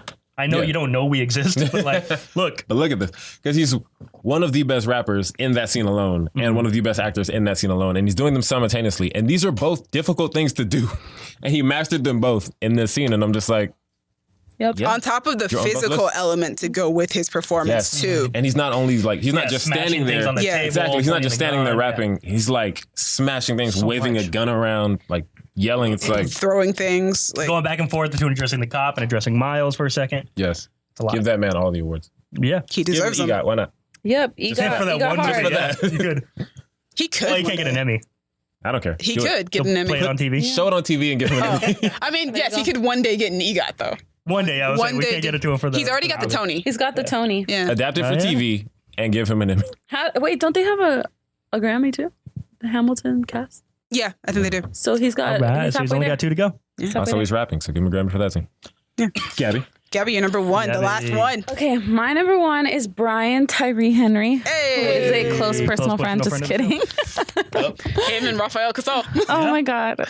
So video Brian's proof been of- everywhere this year. Harry being a close personal friend of most of us Yeah, not Jesse. He was left out. Anyway. So was Demi. with extreme prejudice. To be fair to me, you were barely part of the reshoots at the time anyway. Also, I didn't think you liked Atlanta like that. I don't think he'd even started watching it yet. I had he? definitely had. I watched season 1 on my own. With Okay, guys, let's Okay. move on then. Anyway, Let's talk about it. So Brian is probably he's, in my opinion, he's like the best actor that's in Hollywood right now. Wow. That's high praise. It's Right. really My number one is Michael B. Jordan. Doesn't matter. it doesn't matter. I mean, okay, so he was in that play as well, the one I went to see Chris Evans in, Which has and no bearing on this list. well, no, but it has some bearing in my life. And I remember telling my friend, I was like, I already feel really creepy being here. So I was like, we're just going to book it out of here as soon as the play's over. I don't want to meet Chris Evans. I just want to see him in the play and then just get out of here. And she was like, great. And then Brian Tyree Henry was on the stage and he did his first monologue. And I was like, I need to meet that man. I was like, even if it means I also have to meet Chris Evans. I was like, I need to meet him. I need to talk to him. And she was like, I got you, bro. And I went outside and I was the only person that was excited to see him. And he could tell. And he was really sweet to me. He took a picture with me and then he gave 3 of you guys a shout out, not Jesse. And he was so great. And then he was great. And what are the other movies? He was amazing in Atlanta. The Woods. Movie every other month. There's so many movies. Pick one. He was in Atlanta and the Woods episode. I cried. I think I saw it again without you guys and I cried. And he was in Atlanta and in so many movies. He was in Atlanta. He was so great. He was in. I can think I can. He was name in most Widows. Of the movies that he's He been was in. in. Hotel Artemis, Widows, Into the Spider-Verse. He's Atlanta for the TV shows, and I Covered that one. think that's it. And Lobby Hero. And he did a stint on Broadway this year. Yeah, but we're Atlanta, saying Hotel movies. Artemis, No, I know, White but Boy like these Rick. are all the things he's done. He's Boy done so Rick, much. forgot We, Gosh, I have a White list Boy. of some of I them. always forget about White Boy Rick. Okay, Atlanta, Hotel Artemis, White Boy Rick, Widows, If Beale Street Could Talk, BoJack Horseman, Spider-Man Into the Spider-Verse. BoJack? Yes, he is. Holy moly, he's been working so much. I'm Okay, so so- proud of him. Drunk History. Drunk History is always great to be on. Yeah, so he's everywhere. He's everywhere, and I can't wait to see him in more things. Freaking, what was the other? He's so amazing. Hotel. Okay, so I saw both Hotel Artemis and White Boy Rick. And I saw And Widows. instantly forgot both those movies. So technically speaking, I've only seen him in Atlanta, Into the Spider-Verse, but I have not seen Widows. Me and Dallas saw quite a number of things that Yeah. he's been in this Yeah, I year. also totally forgot that I also watched Hotel Artemis. Right? Yeah. Yeah. We have a review for that too if you want to check that out. But He's also barely in Hotel Artemis though. He spends the whole Yeah. time in a he's hospital barely bed. in most. White Boy Rick is barely in it too. True. Yeah, so I've known him primarily as Paperboy, but then in Spider-Verse he plays a very different character. Jeff. And as Dallas pointed out, when it comes to voice actors, you have to do a lot with just your voice. Ugh, Jefferson Davis. He does such a great job Mhm. as That playing scene this at the door? dad. But He's great. and nobody plays exasperated better than him. And he's just honestly, I Oh, think man. my personal He favorite did episode that of on- Atlanta, I he think, did- is the barbershop episode. Yes. it's That That's my favorite. episode. it's even better in person because he did that in the monologue for Lobby. Okay, so his He's character. immediately exasperated in that play. No, okay, so his character. So basically, his character arc on that. So Lobby Hero was a play that literally had 4 characters in it, and 2 of them monologued a lot. Okay. One of them was Brian Tyree Henry. The other one was Michael Cera. Brian's arc Gabby was decided to make that. this list about plays. Oh well, like Let the girl live. There Can I were talk? guidelines. She has other Whoops. interests. Guidelines. you Let know the I girl barely live. read the things. You need We to. also said it out loud to you today. Whoops. Continue, Too Gabby. late. So his thing was his character's brother probably committed a crime, but is asking him to be his alibi. So the whole play he's grappling with, should I be my brother's alibi when he's committed a really serious crime? My brother's keeper.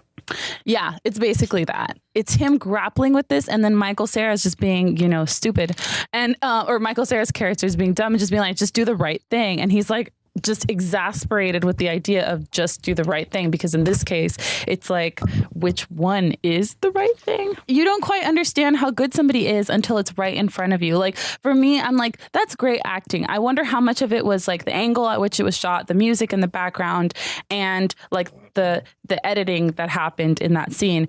But like when you're seeing it right in front of you, you're like, no, this person like really understands how to project particular set of complex feelings.